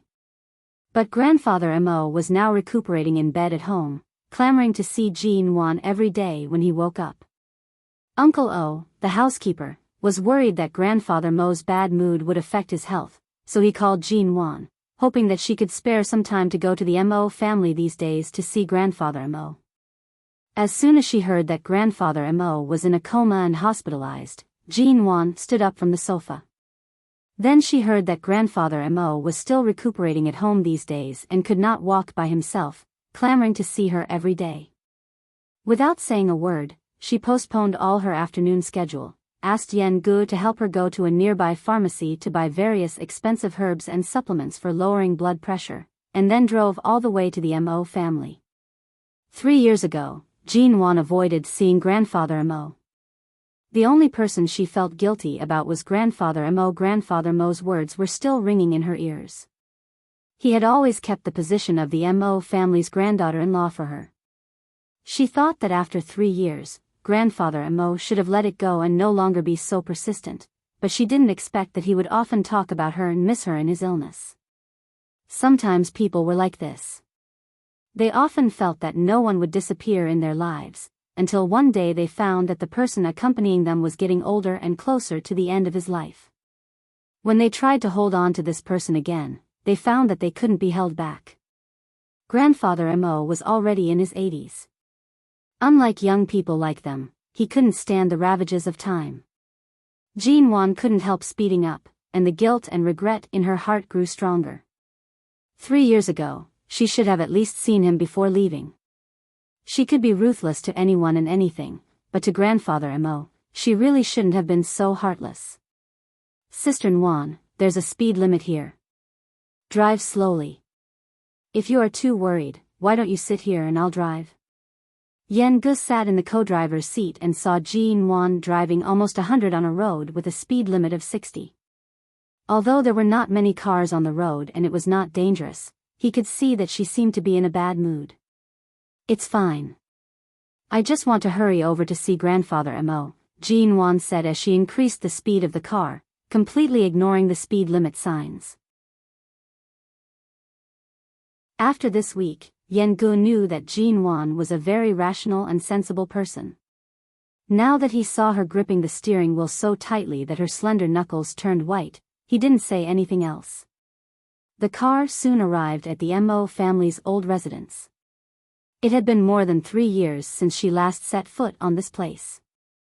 The moment Jean Wan got out of the car, she took a look at the Mo family's old residence.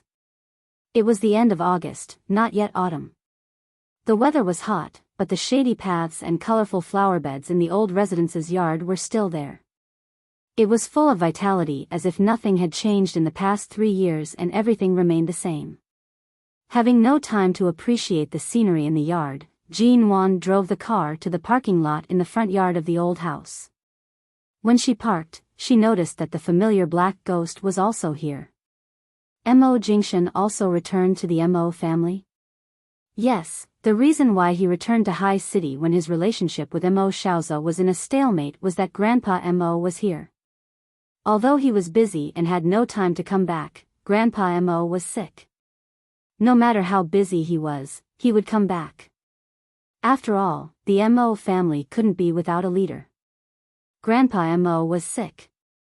If he didn't go back to the Mo family at this time, it would be really inappropriate.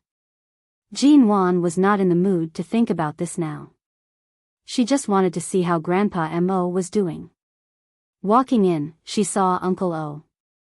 As soon as Uncle O saw her, the old man, who was almost the same age as Grandpa Mo, suppressed his excitement and came up to greet her.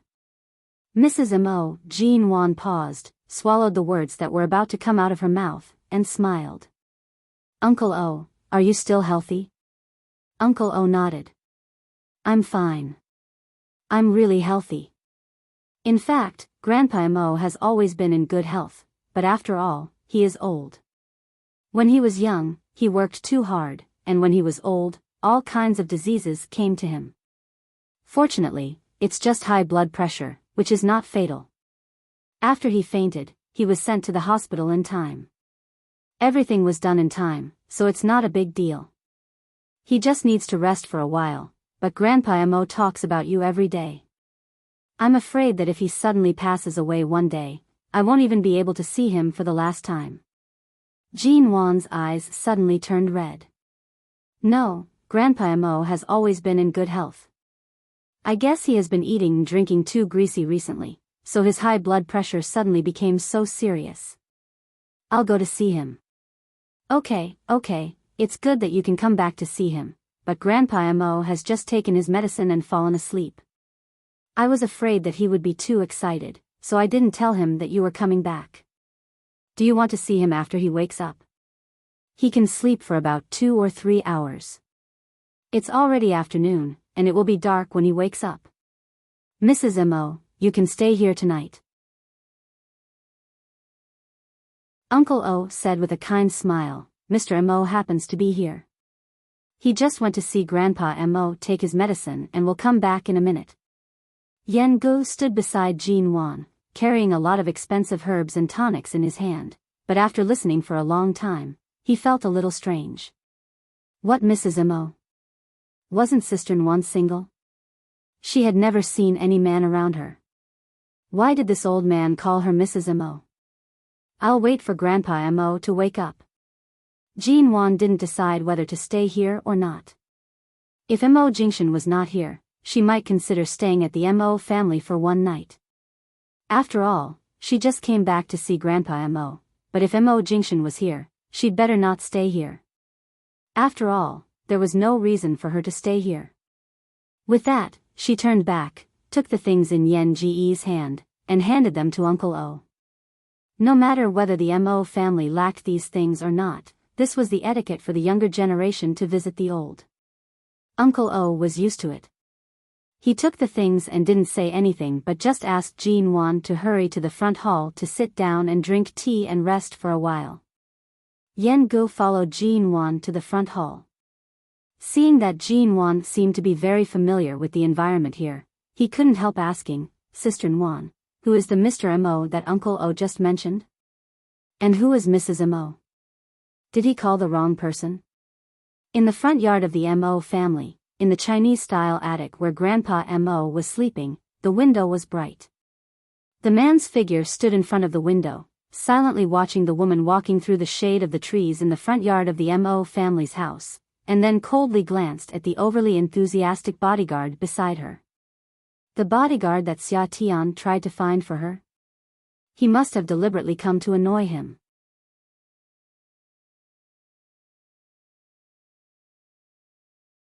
Chapter 500. She pushed open the window, and a gust of wind brought the woman's voice over. Yes, Uncle O, you called the wrong person. There's no Mrs. Mo here. Jean Wan sat in the front hall for a while, chatting with Uncle O from time to time. When she saw Mo Pylon passing through the back door, she took a look at her. Mo Pylon obviously didn't expect to see Jean Wan in the Mo family after a few years. She glanced at Jean Wan and her face darkened. Then she turned and walked away. Why is Aunt here? Jean Wan remembered that Grandfather Mo had said that he had driven away all the relatives who wanted to be related to the Mo family in a fit of anger. Logically speaking, among those who were driven away, Aunt Mo Pylon should be the first to bear the brunt, but now she actually saw her in the Mo family? Uncle O shook his head and sighed. You don't know. She has been living with the Mo family for some time with her daughter, Mo Joshua. Grandpa Mo is getting old, and he is not as healthy as he used to be. He doesn't have a daughter, so he needs someone to take care of him. Alas, 2 years ago, Mo Joshua married a bank owner. Originally, she thought that she could become rich and powerful. However, the man spent all day drinking and having a lot of women. In the end, she still ended up with a divorce. Joshua followed the same path as her mother. She got divorced not long after she got married. Fortunately, she didn't get pregnant, so she didn't live alone with a child for more than 20 years like her mother. Now the mother and daughter have no one to rely on. Mo Pylon is old and has not been able to find a good backer.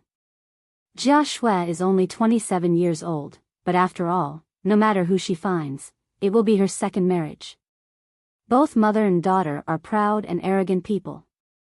It's not easy for them to find someone they like. Seeing them staying at the Mo family's house all day, Master Mo knew that they had nowhere to go. He pitied them and felt pity for them. For the sake of their old friendship, he didn't drive them away and let them stay. Jean Wan nodded. Grandpa Mo doesn't have a daughter. It's good to have a niece to take care of him. Uncle O smiled. Although the old master is old, he is still soft-hearted. Mo Pylon and Mo Joshua have been living here for the past 2 years, so we let them live here. Dutiful? Jean Wan recalled that when she suddenly saw Mo Pylon just now, this aunt's originally peaceful eyes suddenly seemed to be pierced with thorns, as if she was facing a formidable enemy, as if Jean Wan's sudden appearance here would occupy her territory. Everyone in the Mo family knew about Jean Wan and Mo Jingshan's divorce. She just came back to visit Grandfather Mo, but from Mo Pylon's expression just now, it was clear that she didn't intend to play her part. 2 hours later, it was already 5:30 in the evening. It was dinner time, and the kitchen was preparing dinner. Elder Mo had also woken up. After hearing that Jean Wan had come to the Mo family, he was so excited that he immediately got out of bed. However, Fearing that the smell of medicine on this bedridden old man would be too strong, he specially changed his clothes before heading to the front hall. The door of the front hall was opened by Uncle O, and a handsome man pushed Grandfather Mo in a wheelchair. The man behind the wheelchair was noble and indifferent, and his deep, dark eyes were like two bottomless pools of ink.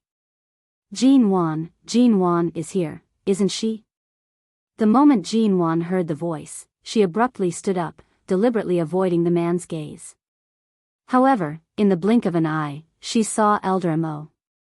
When she saw that the elder was actually sitting in a wheelchair, her nose immediately turned sour.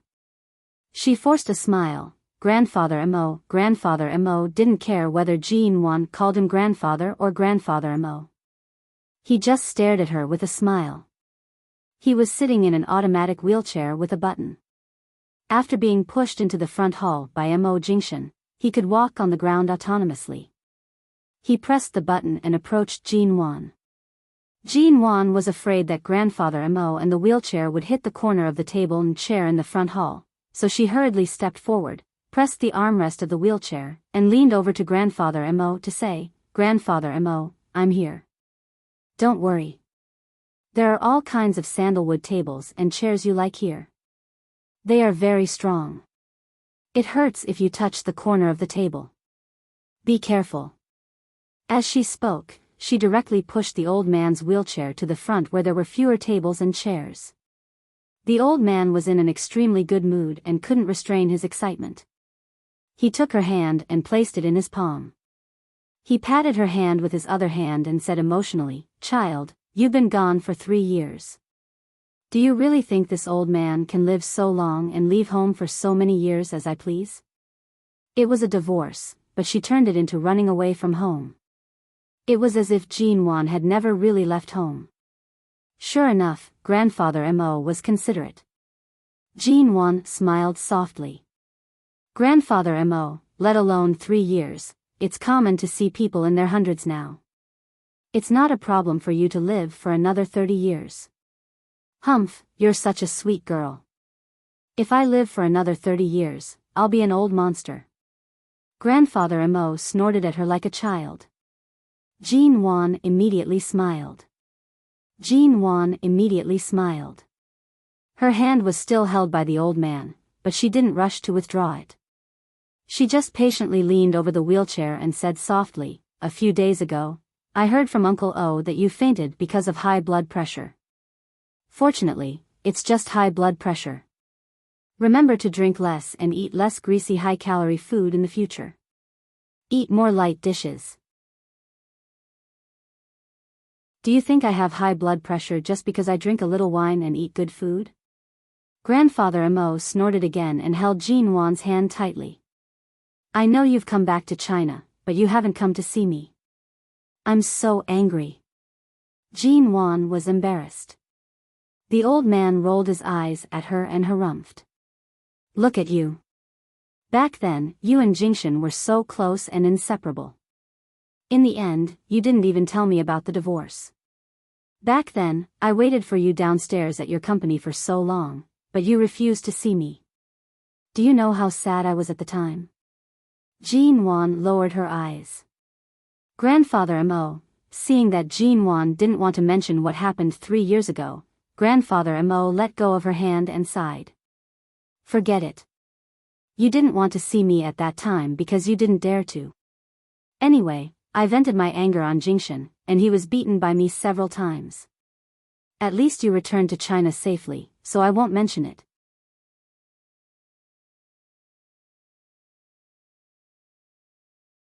Chapter 501. There were a lot of people present, and there were many servants of the Mo family around. It was not convenient for Jean Wan to ask them anything, so she withdrew her gaze and pushed Grandpa Mo to the dining table to sit down. "Grandpa, don't be so hot-tempered. Don't always be angry with us young people. You'd better take care of yourself." Jean Wan helped Grandpa Mo to the dining table and gestured to the servant to serve the dishes. Just now, the kitchen had prepared dinner and had been waiting for Grandpa Mo. Jean Wan thought that Mo Pailan and her mother would come for dinner, but the helper went to call for them and came back alone, saying, They said that they ate something in the afternoon and aren't hungry. They won't be coming for dinner tonight. Grandpa Mo didn't say much but just smiled and asked Jean to sit next to him. Grandpa Mo always liked to drink a few mouthfuls of wine at dinner. Now he had not recovered, so he couldn't drink, but he really wanted to drink, so Uncle O planned to bring a jar of the Mo family's old medicinal wine for Grandpa Mo to drink. The medicinal wine was good for his body, so he could drink a few mouthfuls. Jean was not in a hurry to sit down. She avoided Grandpa Mo's dark eyes and quickly followed Uncle O out to help him. Seeing Jean follow him out, Uncle O picked up a jar of medicinal wine with a smile and said, "How heavy is such a small jar of wine? I can carry it myself. Why do you suddenly follow me out? Do you have something to ask me?" Jean smiled. "Uncle O, I'm really here to help." Uncle O smiled and didn't say more. As he walked back with her, he said, "I know what you want to ask. 3 years ago, Grandpa Mo didn't see you. After you flew to London, Mr. Mo didn't explain what happened between you and him. He just said that it was his decision to divorce you and that you were forced to leave, so it was not your fault. Even if he was heartless to the Mo family, it was not your fault." In a fit of anger, Elder Mo raised his walking stick and hit Mr. Mo. All the hits landed squarely on his back.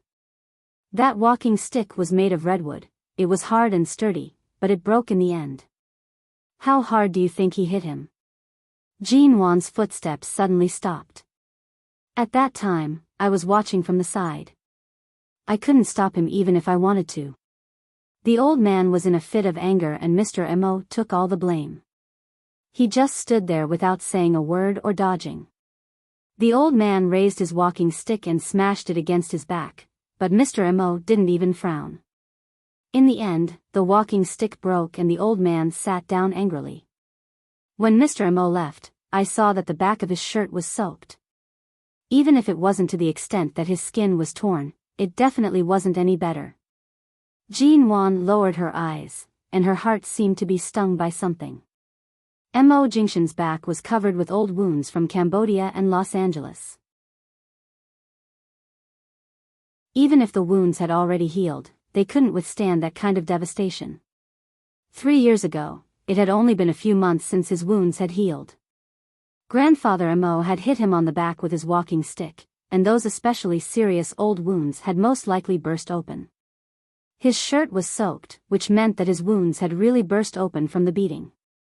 That kind of pain that connected the bones and flesh, just by imagining it, one could imagine how painful it was. Uncle O sighed again. Ever since he was a child, the old man has never beaten him, but for you, he broke his crutch directly. Alas, Jean stopped outside the front hall. That was all Uncle O could say. He thought about it and didn't say anything more. He didn't urge her to go in but walked into the front hall alone with a jar of wine in his hand. Jean was a little confused. Mo Jingshan of the past was reflected in her eyes. He had said that trust was the foundation of marriage. He had said that he would never divorce her. But in the end, he had pushed her away and said that the Mo Jingshan who had promised her everything was already dead. So he was no longer the man she believed in love with, no longer the man who could risk his life for her, and no longer the man who broke his vows to kill for her in Cambodia. He said he had died in that car accident. Even though she knew it was false, she gradually convinced herself that it was true in the following 3 years. She just thought that he was a man with the same face as the old Mo Jingshan. That was all. But Uncle O told her that 3 years ago, after she left, Mo Jingshan was beaten by the old man and admitted that he forced her to leave. Jean looked at the brightly lit front hall. At this time, Yen Gu came back from outside. Seeing Jean standing outside like a statue, he raised his hand and waved it in front of her eyes. Sister Nguyen? What are you daydreaming about? Why are you standing outside? To feed the mosquitoes? Jean returned to herself and glanced at him. Where did you go earlier? I went to the entrance of the Mo's mansion to take a look and familiarize myself with the environment outside. If anything happens here, I can take you away at any time. Isn't this the duty of a bodyguard? What could possibly happen to me here? It's very safe in the MO residence. You don't have to familiarize yourself with the surroundings. Rest for a while. Ah. Are you really familiar with this place? Are you really Mrs. M.O.? Aren't you single, Sister Nguyen? The corner of Jean Nguyen's mouth twitched. She pushed him back into the front hall and told him to hurry up to eat. The tall young man with a crew cut let out a cry of ouch and finally went in. Jean Nguyen glanced inside and turned to walk down the stairs in front of the front hall. Her heart was stuffy and she wanted to take a walk outside to get some fresh air. As soon as she went around to the shade behind the front hall, she suddenly heard someone talking. The voice seemed familiar. Jean Nguyen paused and instinctively stood behind a thick tree trunk. Did you see that? That Jean Nguyen is really back. I thought she had nothing to do with the M.O. family. I didn't expect that she would come as soon as the old man was discharged from the hospital. M.O. Pylan's voice was very low. Did you see her outside the front hall just now? The old man kept holding Jean Nguyen's hand as if she were his granddaughter-in-law. Mom, did you drag me out to peep just to see Jean Nguyen? M.O. Joshua's voice was low, and she still sounded quiet, timid, and self-abased.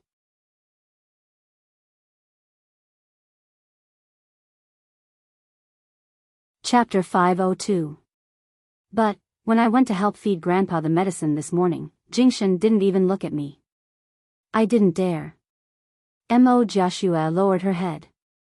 Alas, you silly girl. M.O. Pylan patted her on the head exasperatedly. Instead of relying on your own ability to marry M.O. Jingshan, you might as well count on something else. You're really going to piss me off. M.O. Joshua felt wronged and didn't speak. M.O. Pylan raised her hand to touch her hair, looked at her face for a while, and then said, Do you still have the pajamas I bought for you last time? Yes, in the cabinet. Okay, we'll play it by ear tonight. Listen to me, and I'll find a way for you to be Mrs. Mo's wife. Even if you can't be Mrs. Mo's wife legitimately, at least you have to be pregnant with Mo's child. In this way, we can live here safely. Mom, what on earth do you want to do? Don't worry about it. Just listen to me tonight. Anyway, we can't let Jean Nguyen come back and abuse her power. After saying that, M.O. Pylan dragged M.O. Joshua along the other side of the path and walked back. While walking, she whispered something to her daughter. When the mother and daughter were far away, Jean Nguyen came out from behind the tree and glanced in that direction. Jean Nguyen even had a ridiculous thought. Was this aunt going to let her daughter rape M.O. Jingshan so that she could continue to live a happy life in the M.O. family? Even if M.O. Pylan had this idea, M.O. Joshua was so timid that she didn't even dare to raise her head in front of M.O. Jingshan. How could she do it? He was the president of Shine Group with an international reputation, but he was reduced to the point where the mother and daughter wanted to rape him and have a child. Well, she could only express her sympathy perfunctorily. When she returned to the front hall, she wanted to say something, but she didn't know whether to remind him or to ridicule him.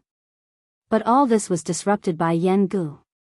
Yen Gu had been staring at M.O. Jingshan since he entered the door. Uncle O knew this young man was Jean Nguyen's bodyguard, so he let him in, but why was he so surprised to see Mr. M.O. as if he had seen a ghost?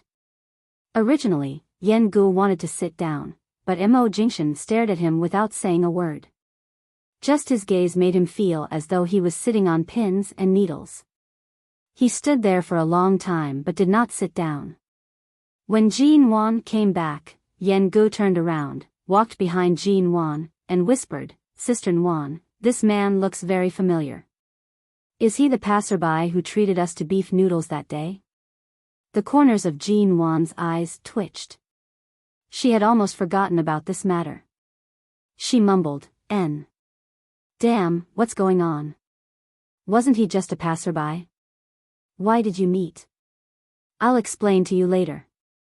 Jean Nguyen walked in, looked straight at grandfather M.O., and walked towards him.